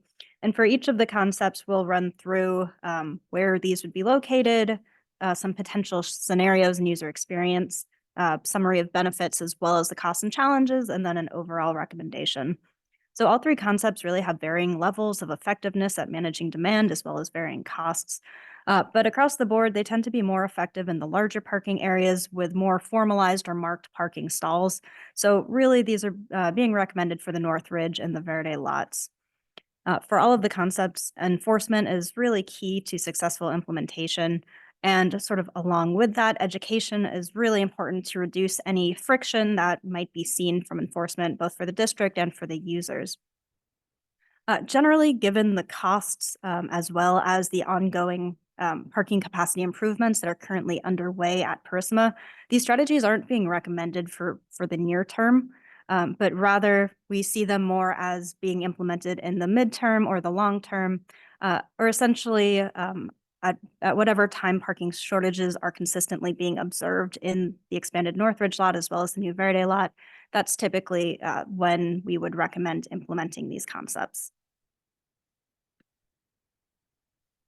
So the first concept that we'll discuss is reservation parking. And this is a really popular parking management strategy that can provide improved visitor experience while it also allows facilities to manage the flow of vehicles that go into and out of their property. Reservations are typically made through an online website or over the phone. In some cases, they can also be made sort of day of or as walk-ups. And they can be time-based to ensure that visitors have a parking spot when they arrive. The potential operating scenario, or one potential operating scenario, there are quite a few that could be implemented, but would typically be to require reservations during peak periods. So that would be during holidays and summer weekends. And initially, perhaps around 60% of the lot would be designated for reservations, but this is something that is really flexible. So as time goes on and we would get more data on usage, this number could be increased or decreased just depending on the need and the use. This would require manual enforcement by district staff. So the staff would be scanning license plates about every 2 to 4 hours and would deploy enforcement resources as needed to make sure that people are parking in these reservation-only areas only if they have reservations. And so to make sure that parking spaces would be continually available for people who are reserving them. From the user side, we would recommend that reservations could be booked starting 1 month in advance, all the way up to day of, and perhaps even allowing walk-ups through having a kiosk, for example. And reservations would be linked to that license plate number in order to facilitate the enforcement, again, with the district staff scanning those license plates. In best practices, a lot of these other places that are implementing parking reservations are also doing this while incorporating a nominal fee. So on the slide, we have $3, for example. And this is really to make sure that people who make reservations sort of have some skin in the game. We don't want people to make a free reservation and then decide to go somewhere else, and then all of a sudden there's a parking space that is available but is not available to people. So this would really ensure that the supply can meet demand and eliminate or reduce the risk of no-shows. But we do recognize that having a fee is something that would have to be coordinated with or would have to be done in accordance with district policy. So there would be some more discussion around how this could be done, perhaps with reduced rates or subsidies to make sure that there are no or minimal equity issues along with that. So in terms of benefits, parking reservation has really high benefits towards accomplishing the study's goal. First off, it manages the flow of vehicles to the preserve by requiring reservations to be made in advance for particular parking spaces. And then it can also improve the user experience by creating more of a certainty for visits, especially when a lot of visitors are coming from far away. With reservations, they would sort of have peace of mind that when they get there will be a spot waiting for them. In terms of the costs and challenges, this is also high. The parking reservation concept does have a lot of administrative and financial requirements. So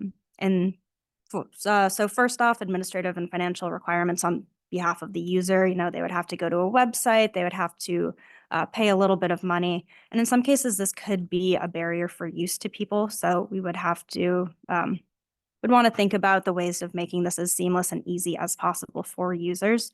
And things such as education could go a long way in helping the public understand how to use the new system.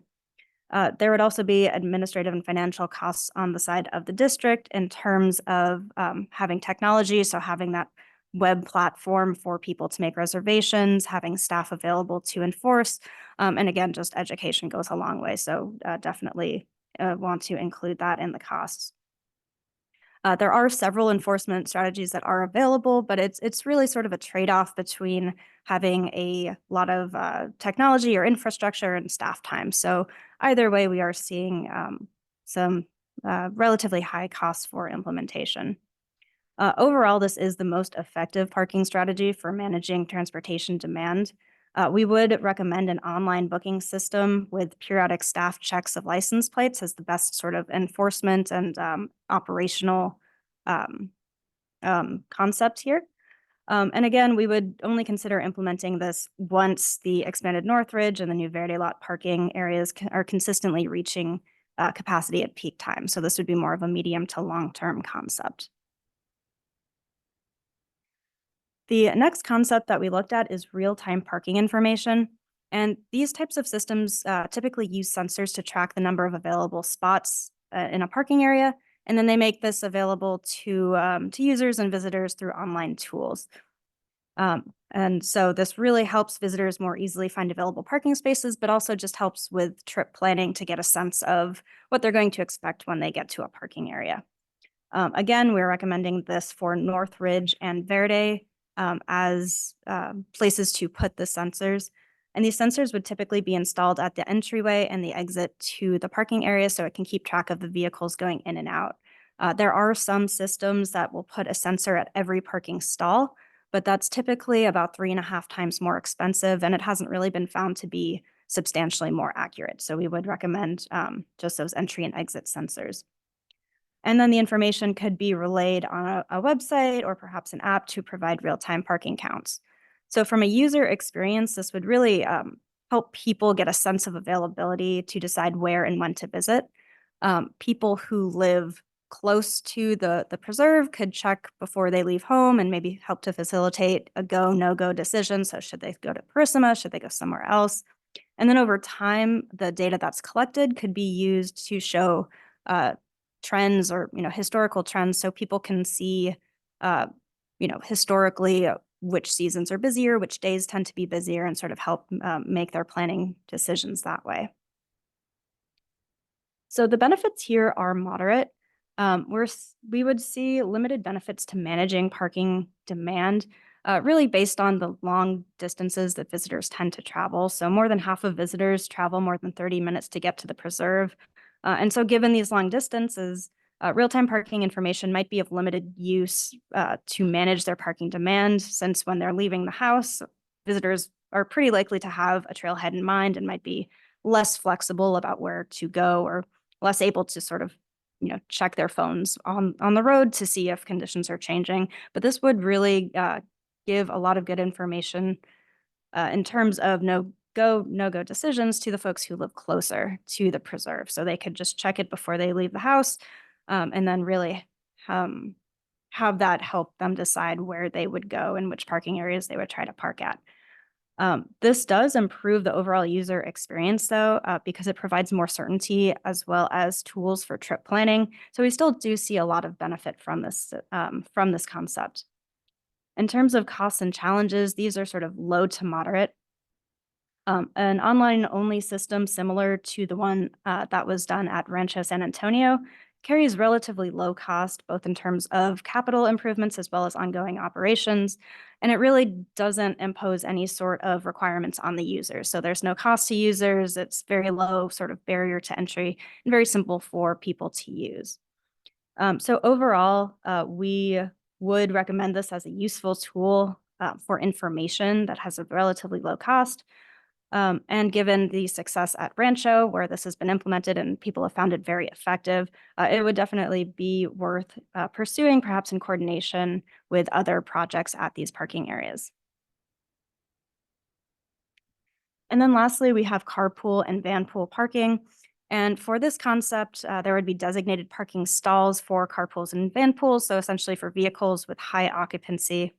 And this is typically a best practice of parking management, and we see this as well on freeways, for example, with HOV lanes that really encourage people to travel with multiple people in their cars and to cut down on the number of vehicles that are perhaps going to the preserve. In this scenario, the parking stalls would be clearly delineated, not only the stalls, but also signage directing visitors to these specific areas at decision points. And a certain percentage of the parking stalls could be allocated to this high occupancy requirements. And again, this is something that can be really flexible. So since the parking stalls would be designated with signage and paint, if it's proving particularly popular, more stalls could be added in the future, or, on the other hand, it could be cut back in the future, just depending on usage data. This would require staff to regulate and enforce the high occupancy policies. We tend to see in high demand areas that if we leave it up to an honor system, people don't necessarily follow the rules. So we would recommend a staff person in place to verify that the vehicles have, the certain number of people before a vehicle is allowed to park in that area. But this could also be paired with an online reservation system to make sure that parties and visitors know that they will have their parking spot when they get to the preserve. So this concept also has a moderate benefit. It's great that it's really flexible. You can add spaces or take away as needed. But especially given that a lot of visitors already tend to travel in groups to the preserve, there might be some limited practicality. There might not be a lot of incentive for people to change their behavior if they're already doing it anyways. There are high costs associated with this, mainly around the need for a staff person at each of the lots to verify the number of people arriving in these vehicles. And because of that, these costs might end up outweighing the potential benefits. If this is implemented, it could be paired with a reservation system. And again, this is more of a medium to long-term concept, not anything that needs to be enacted right now, just given all of the other parking improvements that are happening. So just to recap, we feel that the most promising option here is the real-time parking information because it will be very helpful for informational purposes while also not having very high costs. The reservation system may be most useful for managing parking demand, but then again, it does come with high costs and high staff resources, so that should be taken into consideration. And again, carpool and van pool parking, while it does have some moderate benefits, these benefits might be outweighed by the costs needed associated with the staff for enforcement. And again, these strategies are really, should only be implemented once they're necessary. So we're forecasting that they would be more for the medium to long term if needed, as capacity is getting strained at the two lots. All right, so I will pause here and take some questions. Okay, thank you. Director Holman. I think when presenting this, it'd be helpful to have some visuals. Do you have visuals of what this would look like if it was real-time parking and one if it was permit parking? Because I noticed in the write-ups, there were descriptions of some, but not all of that, because those are impacts. If I can Yeah. just sit back, sorry. That what you see on the screen there is an example of what the real time might look like, and that would be an online only system. You certainly could pair that with signage on site, like you might see at an airport. It says here in this lot, there's 200 spaces, but we heard from staff generally that probably the visual impacts of that probably aren't great. And by the time you're actually at the parking lot, having that information at that point is less useful too. So it'd be like an online thing you'd access on a website or via your phone. Yeah, okay. So I'm interested in what the parking lots would look like themselves, because we just went through this thing about parking lots and what they would look like. Because there are all kinds of things that have been talked about striping and allocations and signage, and so I'm just wondering how intense that is for any of these programs. I don't have images, but when we presented at Rancho, we did have, I think, pictures of the improvements. I know it was a while ago, but basically there are passive sensors, might look like a little speed bump at the entries and exit of a parking area. Say we had a carpool area or a reservation parking area, you need to have an additional speed bump in that area. Then there would also be a repeater. I don't know how tall it is, but you can see it. and then solar panel on top of it. And, but yeah, we can make sure, for the board, we can snap photos of what it looks like at Rancho, so you can kind of have context for what it could look like at Prisma. I think that's really important. Mhm. Then another question that maybe is for staff more than for you guys is the implementation of the permit system. Allen Road. Never see what's going on. It's always want to call it White Road for some reason, but Allen Road, that's permit, and it's a little bit different because you have to go through a gate, you know. But we have a lot of volunteers that are just happy to be outdoors and working with Midpen. So rather than staff time, how feasible is it to use volunteers to help manage a reservation program? I'm gonna let Assistant General Manager Brian Balone. Volunteering already. Look at this. He veritably ran. Yeah, so I think that's best to look at the experience of our ranger aides at Rancho San Antonio. So I like every time I met one of our ranger aides working at that job, it's a thankless job, and it's people get very angry and upset about not being able to park. So they dealt with a lot of grief from visitors about making sure that the rules were enforced. And this was for the carpool, but it would be the same thing for permits or, any of the other options. It is not a job that a volunteer would want to take on. Even I think our seasonal ranger aides see it as a stepping stone to something different in the future. So I think that would have to be paid staff. Okay, all right, that's helpful. Thanks. Dr. Gleason. For the reservation parking, does it make any sense to consider something where you have say a refundable reservation fee so that only no-shows pay? Yeah, that could be like a deposit. That's something that we could consider, but with the booking platform, there would be fees to, you have to pay for the booking platform.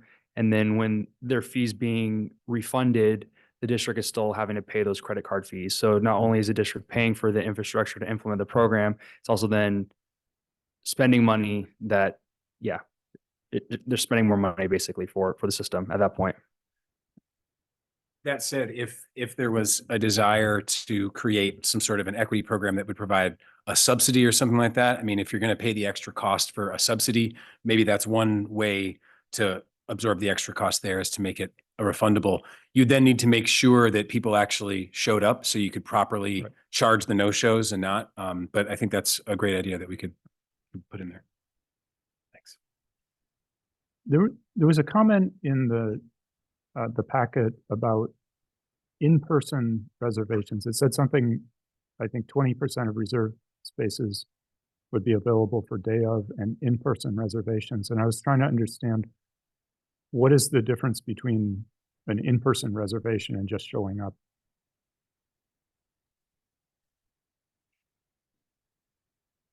Yeah, there's a lot of different options for how you could do this. So if the parking lot were such that it was entirely reservations or a large portion, you may want to have like a kiosk or something there. Like, for instance, when you go to other parks or a parking garage, there's a little pay station so that you could make them that day. So if you showed up and there was only certain types of spots available, you could actually make the purchase there. That would require power and connectivity and everything at that little machine.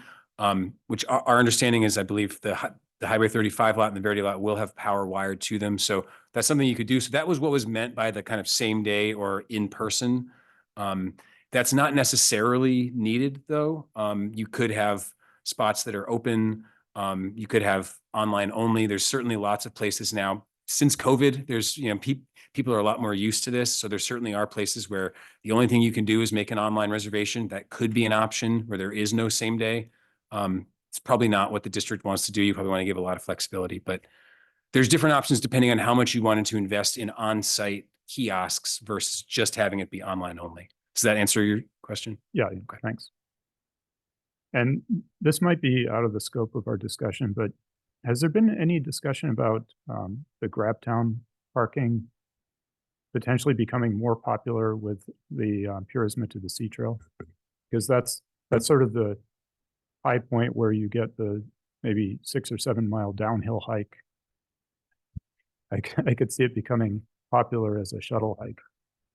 Yeah, certainly. I mean, as of right now, there's no plans to improve it. There's no restrooms or anything, but with the future Verde Road parking area, we could find that it is more popular.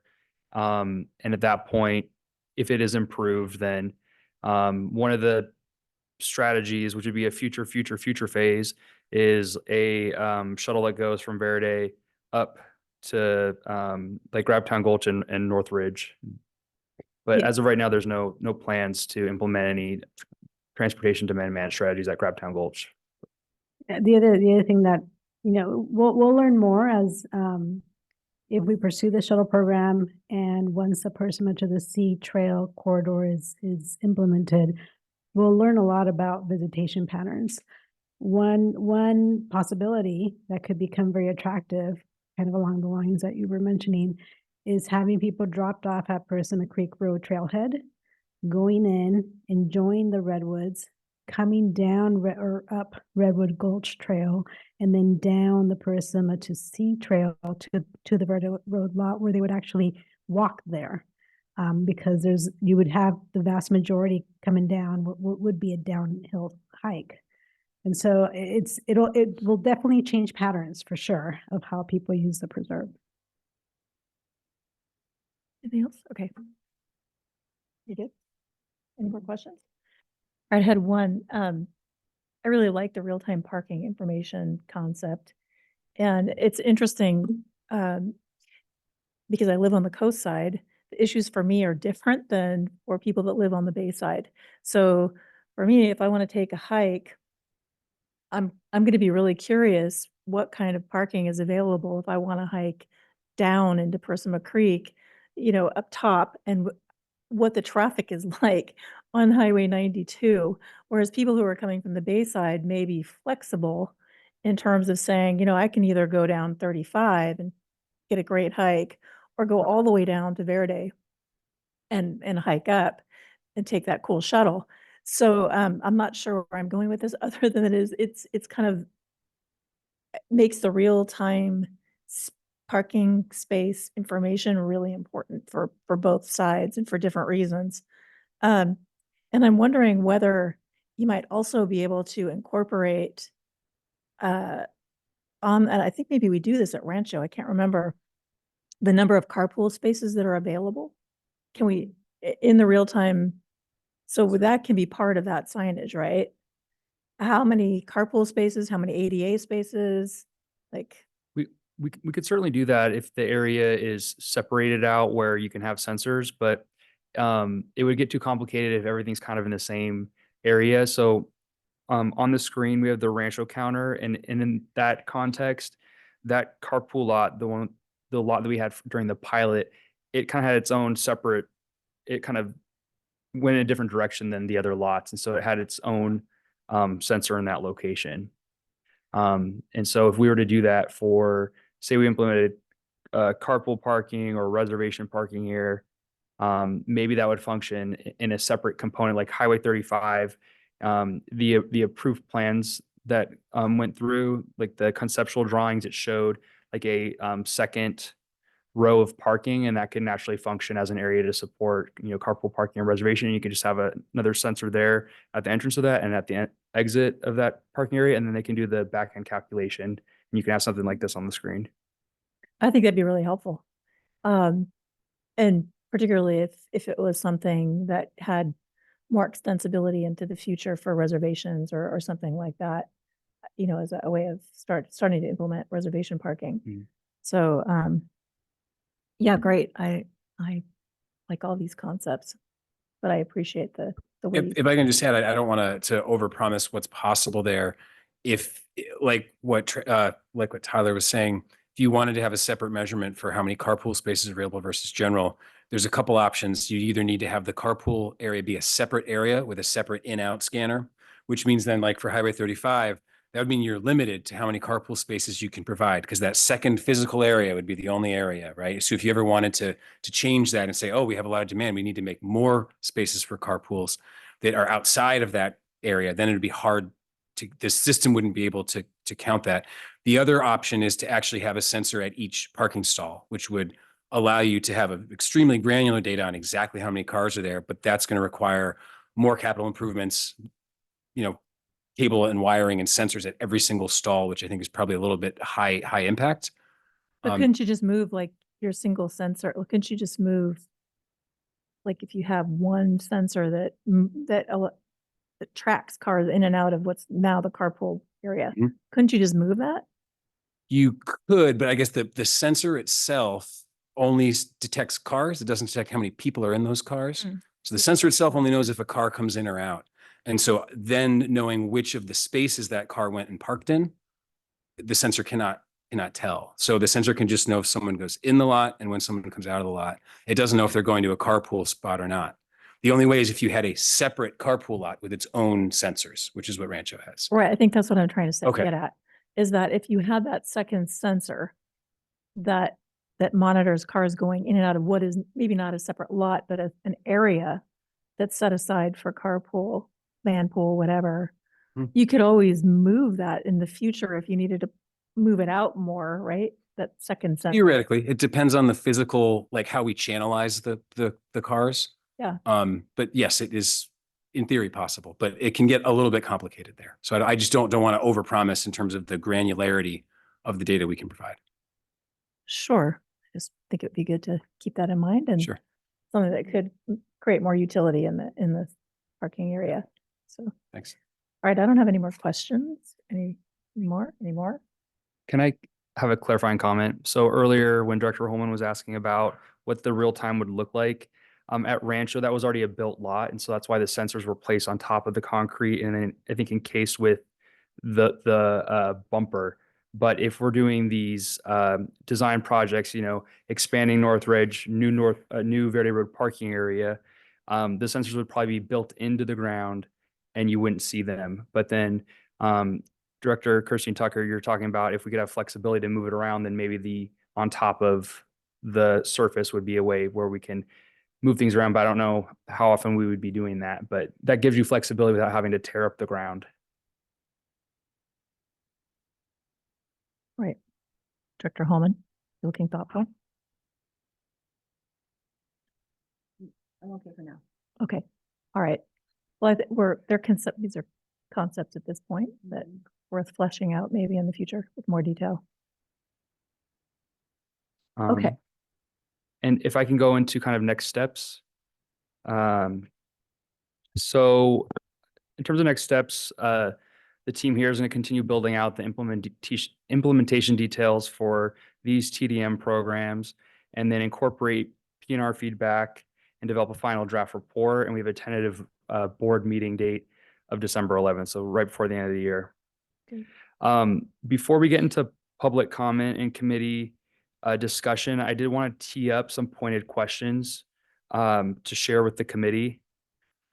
And the purpose of these questions is to facilitate discussion, and we wanted to get feedback on specific questions to help us then finalize a report and clarify next steps. So the first question is, does the committee want to see any additional information for the proposed shuttle service to be included in the report for the board? And with A, is there interest in requiring shuttle reservations and parking reservations? And this is a similar system as Muir Woods, where they implemented both at once. And,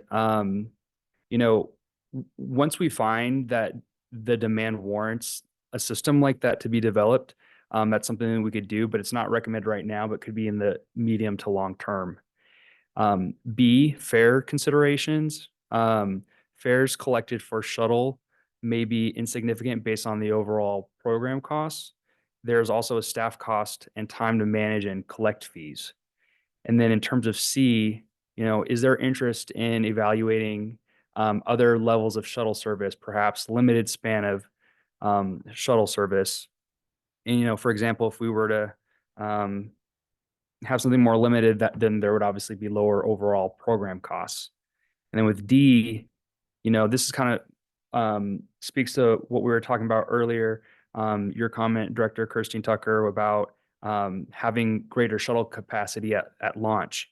So we might have significant demand for service, and to maintain that positive experience, the district may want to consider ways to introduce greater shuttle capacity, which could bolster the long-term success of the program. And then E, so while a privately operated shuttle program is being recommended, there are potential unknown cost savings with the Samtrans operated program. And as Pete mentioned earlier, we wouldn't be launching a program for a couple of years, but in those couple of years, we could further develop that relationship and understand, you know, this option and potential cost savings that may come with it. Question number 2 is about whether there's any specific success criteria for the proposed shuttle program the committee would like us to include. And then the last question is about collecting fees as it relates to the reservation system. So fees are a commonly used tool to address parking reservation no-shows.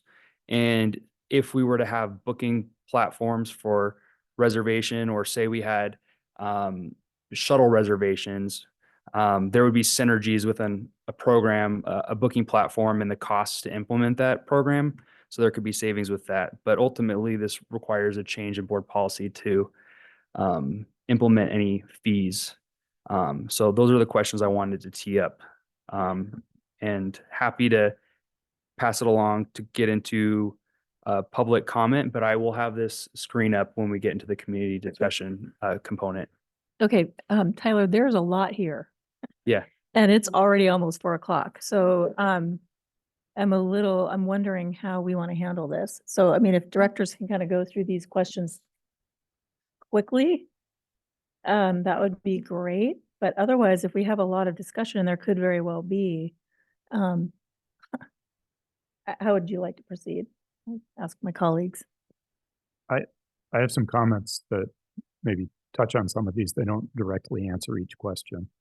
So Okay, I guess I would prefer to go through comments and then maybe see how we've covered it. what do you think?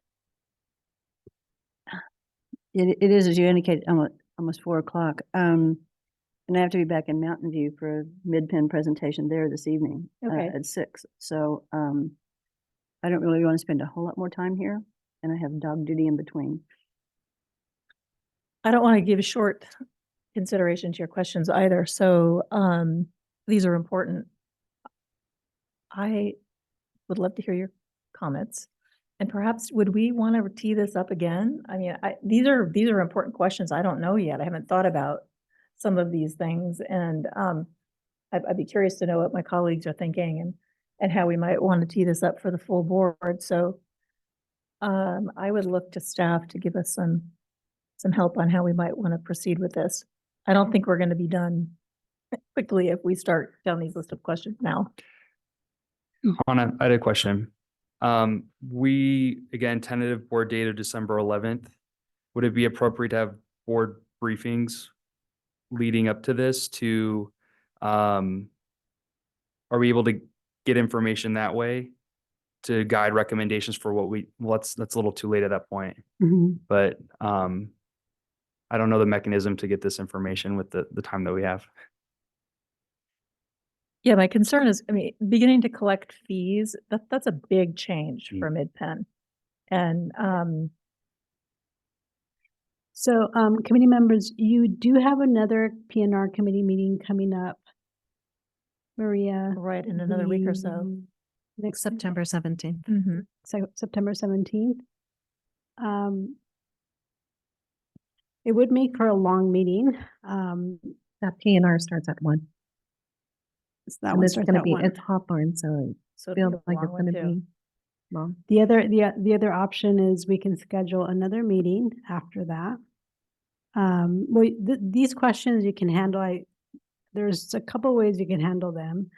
You could individually provide input to Tyler because it's feedback. It's, we're not forwarding anything, any specific direction right now to the board. This is feedback to refine a final presentation. Or we could reconvene the committee at a later date to have a full discussion amongst the three of you around these questions. All right. Preferences? Flexible, okay. Director Holman? I'm kind of betwixt and between here. What do you have to say?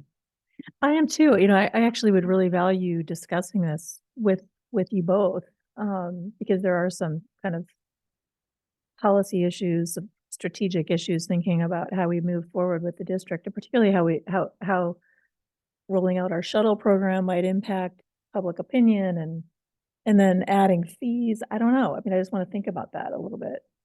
So I'd be comfortable offering my comments to Tyler. I'd also really, maybe we save the conversation for the full board.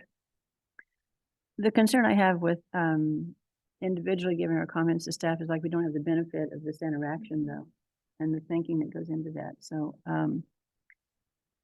and yeah, the 17th is Hawthorne, so that's not going to be That'd a big short. one. Do we have the capacity to put another P&R meeting on the agenda between now or? It would be either toward the end of September or early October. The week of the 16th, we do have 4 meetings. And October 1st, we do have, I believe, post. We have a BAE meeting, so we can do it either before or after. But the BAE, I'm not sure how long that might take, so we can do an earlier PNR meeting on the 1st.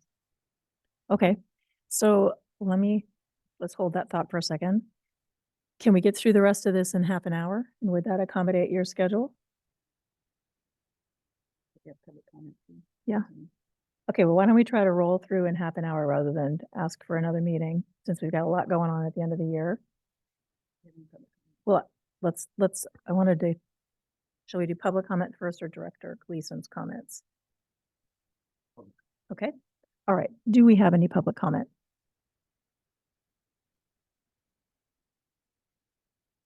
No public comments. Okay, very good. Over to you. Okay, so just rolling up some comments on all of this. First of all, you know, I personally know people who choose not to go to Purisma Creek that would really want to go.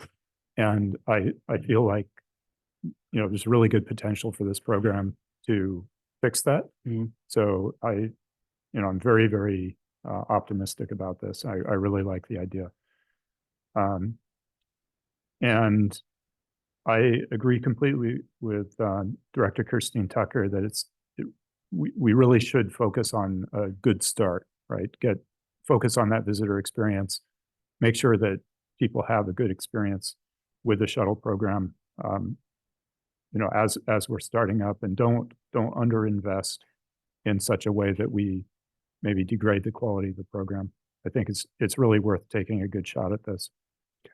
I would certainly prefer no fees for shuttle fare, or I would prefer, if there's a reasonable way to do it, no net parking fee.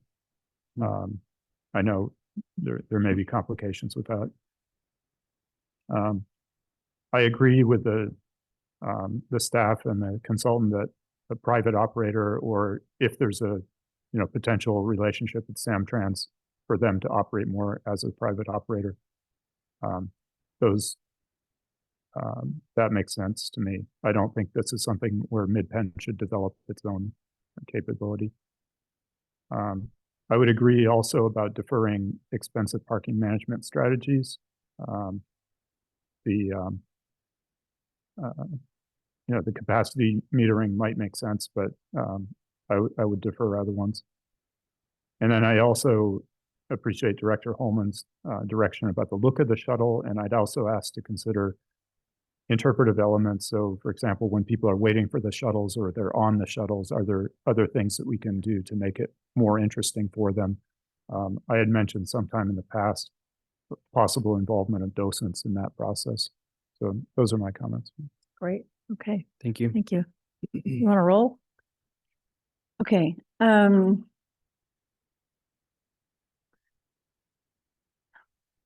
of at least three minds of some of this stuff. So I'm going to jump to B here, fair considerations. I'm not really enthusiastic about changing our policy and charging a fare. I'm going back to the not so much older times when there were fare collection boxes. And I don't know how much incentive people would have to make a donation. I'm concerned about, we're looking at providing access. I'm also always thinking about the ecologically sensitive, public enjoyment and education. I'm also sensitive about, is the public going to be supportive of spending this kind of money on this kind of program? Maybe, I don't know. I don't know. So in relation to be not fares, but perhaps donation capability or capacity, that shouldn't be much of a staff impact. Especially with some educational information about how much it costs and blah, blah, blah, blah. I appreciate all of that. So shuttle reservations and parking reservations. You know, we do often bring this up at Muir Woods. We do often bring it up. And our preserves are certainly well known. Muir Woods is famous. So, and I note that their parking is in a you know, an urban setting. So I don't know how that difference would impact people understanding a shuttle and parking reservation systems. I'm not sure. I really don't know. Parking reservations, Brian answered my question about volunteers on that. And the thing about parking reservations and no-shows, so you put a deposit in and then there are no-shows. There are also people who go to preserves, go to parks, whatever, because they're very low cost and no cost. So what's a parking reservation cost that would deter people from not showing up? Is it $20? I don't think $3 is, you know, I don't think $3 is going to get people to care really. But if you charge $20, just to use a number, it might be somewhat off-putting or detrimental to some people who might otherwise want to go. So where's that sweet spot? I really don't know. And maybe you all have looked at that. I don't know. Have you looked at that? No. I mean, Yeah, it is an equity issue. Yeah. Right. Well, yeah. We do have a lot of other areas to look to in terms of best practices. I will say that in terms of the parking fees as a deterrent to no-shows, it's not just about the money, it's about the administrative process of having to get on there and book it and make an account. And you're kind of making a commitment in doing that of your time. And so part of it is about the cost, but it's also about kind of the whole process of doing that generally tends to ensure people show up. There's very few, I don't think any of our case studies found a parking fee of as high as $20. Generally, they're $3 to $5 to maybe $10 at the most. So we've found that generally has the deterrent effect that we need. I'm surprised. Yeah. You know, at that low. Yep. Okay. The C, expand more limited span of shuttle service. So has the demand been identified really as high as what's been indicated in the staff report? Like the lead times and weekday and such. So in other words, you put C out there. So should I take it from that you're not sure that there is demand that would justify, at least to begin with, the lead times and frequency that indicated in the charts?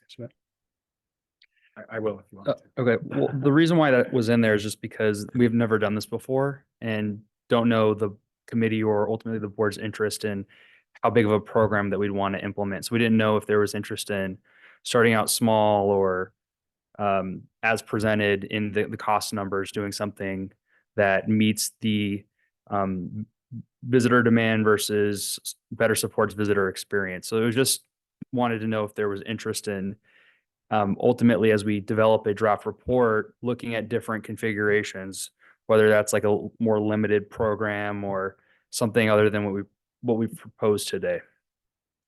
So one thing that would be helpful when this goes to the board is, how many people, as designed and presented here, how many people a day does that represent that would be going into Purisima? We It's, do have those numbers. Yes, we can share those. that would be really helpful. This is not only what's the function, the value, I should say, the value of this program as it's laid out, but also it's my perspective, I think also the public's perspective. I'm going to make up a number here based on pretty much nothing. But if we have, 4,000 people that are going into additional that might not now go there because of limited parking, is the public going to go, oh my God, 4,000 additional people going into Purisima? I don't want to go there anymore. What the heck is Midpen thinking? What's the impact on the preserve? So I think that all needs some more work, some more information provided to staff, and consider how the public's going to react. Susanna's leaning forward. I don't know if you're questioning this intent. And welcome back, Susanna. So that actually leads into, C and D I kind of combined there. It's worth looking at Samtrans partnership, of course. I mean, sometimes working with a larger company, you can get efficiencies, including cost efficiencies, but sometimes you can also, if you have a smaller company, they're maybe more willing to, they're not so locked into a regimen or a pattern or a practice. They might get a better service. Success criteria. It's a two-edged sword. Like I said, it's like, how many people are we getting into the preserves, and is the preserve really able to handle that? The reason I mentioned the people along Purisima Creek Road earlier is, there's parking along the road now. It's a beautiful road. I mean, it's beautiful. There's one place in particular, like, I wish I owned that place. And so now it's a hassle that people park along the road, but I wonder how thrilled they're going to be if there are shuttles going by and passing each other every 15 minutes. I wonder if they're going to be real thrilled at that. And that should be considered as one of the success criteria, like what's the satisfaction of the people along Purisima Creek Road? That in addition to how many people ride. So it's not just one thing to consider from my perspective. And then the fees, I think I've already commented on that. So is that all helpful and make sense? Yes. Okay. Just to add that for Ryan and the team, there's different scenarios that you're going to have to evaluate when you're looking at number of people that would be entering the preserve as a result of the shuttle.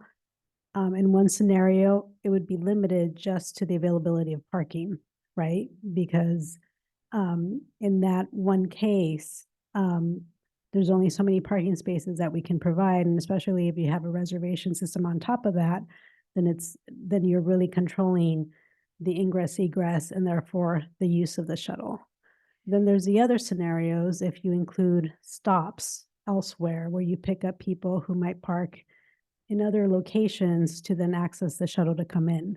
So you'll need to take into consideration the different scenarios and the constraints around those scenarios to calculate how many people, as opposed to just how many total people can sit in the shuttle and come in every, 15 minutes, because that won't be a true number based on the scenario. Yeah, and we looked at the overall capacity of the shuttle to move people. So how many people per day and per hour could it use if it was full every single route? But then also, yeah, I think that's exactly right, is the more data we have, the better we can estimate that. It's very difficult to predict the ridership of the shuttle because we can't see the future. And we can make a lot of assumptions and come up with a number. But, again, the best data that we have is to assume that we get the current amount of visitors to the preserve plus some more that will be either able to visit because they weren't able to before and now they can because there's extra capacity, or people who might want to come because of natural growth. And so that's the best thing we can hang our hat on now. But as the district makes these new investments in the new parking lots and in a shuttle, the best thing we can do is look at the current data and adapt it to the current data that we see instead of trying to predict what it will be. Does that make sense?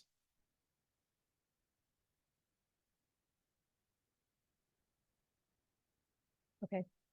Do you have, yeah, please. So, yeah, I'm going to the hours again. The winter hours is 10 hours. That seems a lot. It seems like a lot. That, and then also, you don't have to answer this now, but what happens we don't always have rainy seasons the way we've had a couple in the last few years, but what happens, is it's just too wet for people to get into the preserve and it's not safe for people to get into the preserve? What happens in terms of a contract with an operator, that sort of thing? I don't expect you to answer that now, but do look at 10 hours in the wintertime seems a lot. Yeah, we have a lot of options in terms of how much shuttle service we want to provide. Our initial assumption was essentially trying to use those daylight hours, trying to conform with the hours of the actual preserve, which my understanding is open 30 minutes before sunrise to 30 minutes after, or so I believe, are the official policy in terms of when people can access it. So trying to have the shuttle mimic that essentially. But, again, like I think Sam was saying, the amount of daylight changes. We don't want to, every week it changes by 3 or 4 minutes. So we kind of want to have like maybe 3 different service blocks based on season and just go with that for consistency. I understand that. And as someone who has been in this situation, I will admit more than one time, in the wintertime, it gets dark really fast in the woods. And so if there's a schedule that gets people out of the preserve before sunset, because sunset at the coast and sunset in the preserve are not the same thing. Right. Yep, totally. And of course, we also want to account for the fact people get hiking. Sometimes they take a little longer. We don't want to leave anybody there. So to make sure that last shuttle run can capture everybody who might be out there. I guess what I'm indicating is if the shuttle actually left a little earlier than calibrating the time that the shuttle departs the preserve as being at sunset might not be early enough, because you might be leaving people or correct, letting people think mistakenly that like, oh, you can stay in the preserve till sunset and then you can catch it might not work that way. There is a balance there for Yeah. sure. Yep.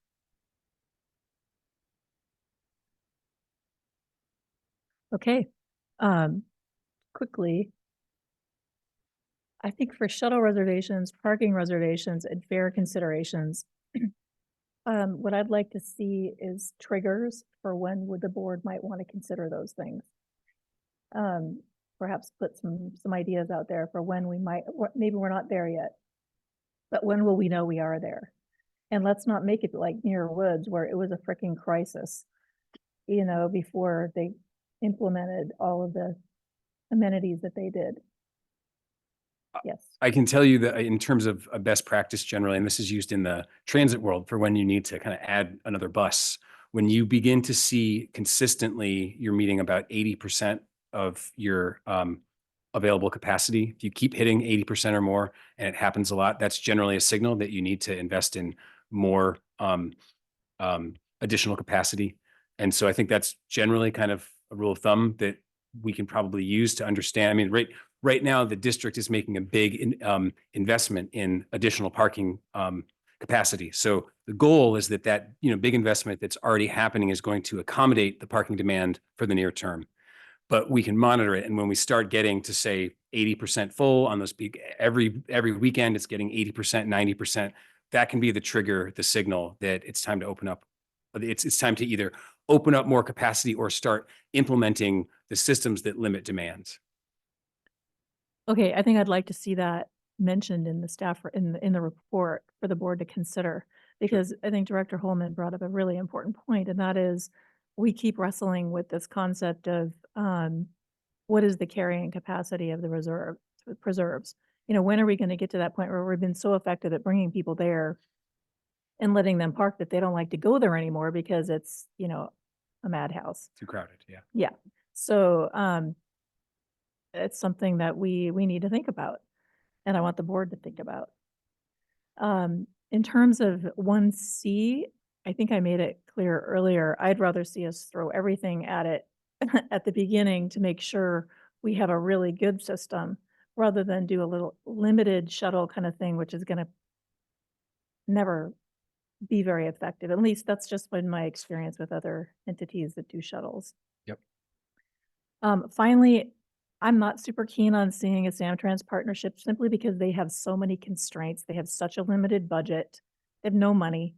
And I think that we would have greater flexibility with a private partner that doesn't have the bureaucratic constraints that Samtrans has. As far as specific success criteria, I mean, you could look at repeat riders or people hopping on, you know, every weekend. Do they like it? I think, you know, are we being effective in moving people to the preserve, you know, in a way that they're comfortable with, that reduces the parking challenges? I mean, those are just kind of obvious. I'd also like to see us monitor public opinion, not just amongst our visitors, but the larger community, which I think is what Director Holman was getting at.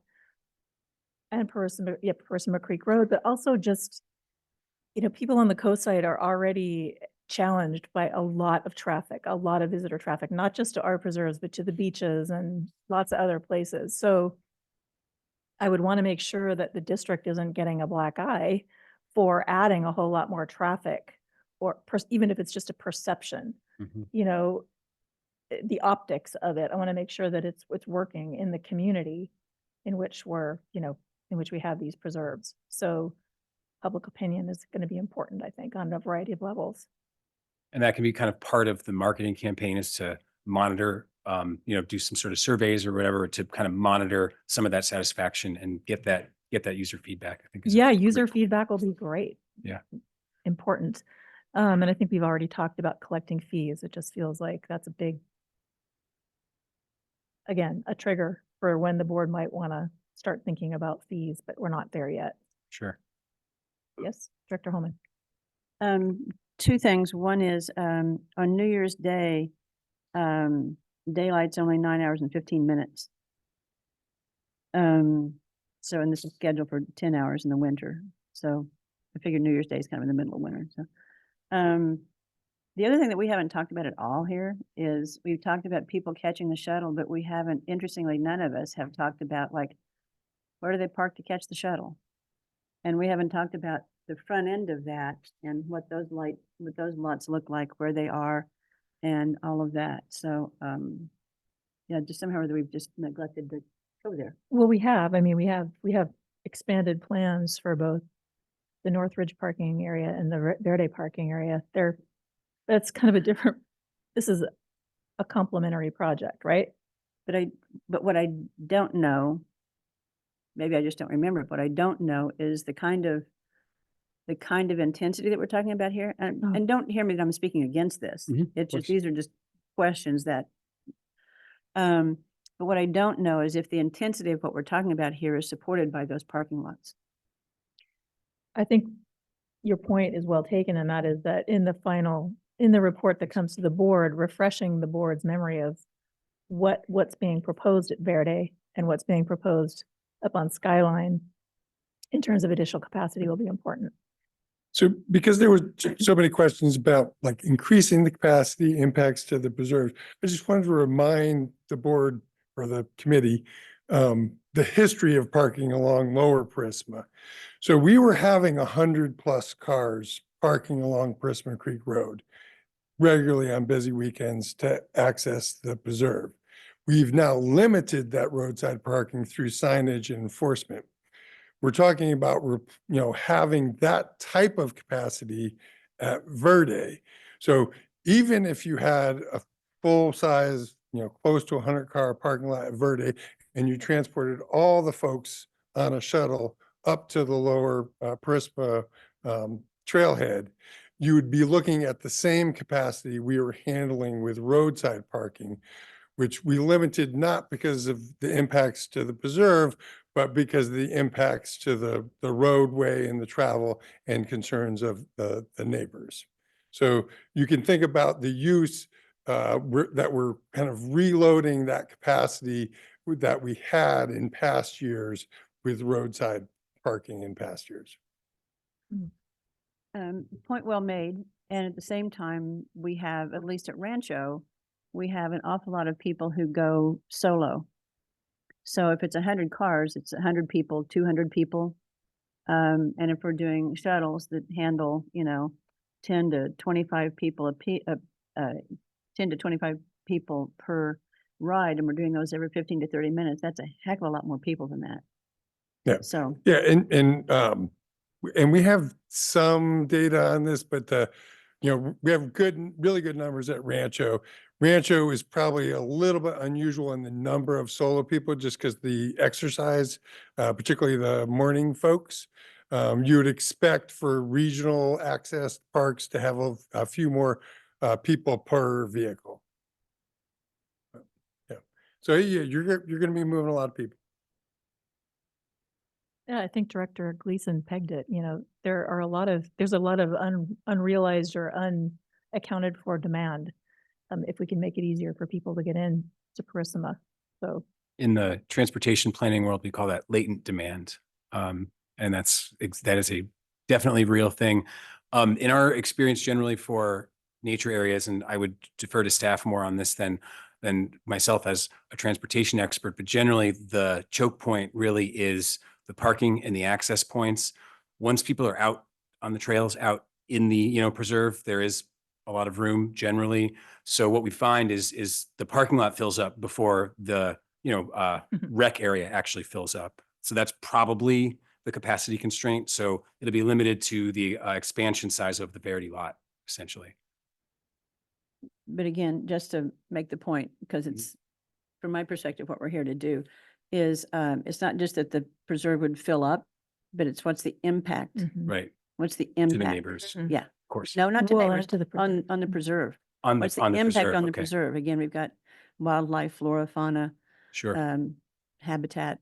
So it's what's the impact on those, not whether the preserve is overpopulated for the people experience. And we've worked a little bit with the team that's working on the comprehensive use and management plan. And my understanding is that will address some of those issues as well in terms of understanding amounts of people coming to the preserve and how it's intended to be used in the future. all right, directors, way to go. 5 minutes to spare. We saved another meeting. Anything else? Are we good? Thank you. This was a really interesting meeting, a really interesting presentation, and can't wait to see how this rolls out. Thank you. So with that, I will adjourn the meeting. Thank you very much. Thanks, everybody. Thank you.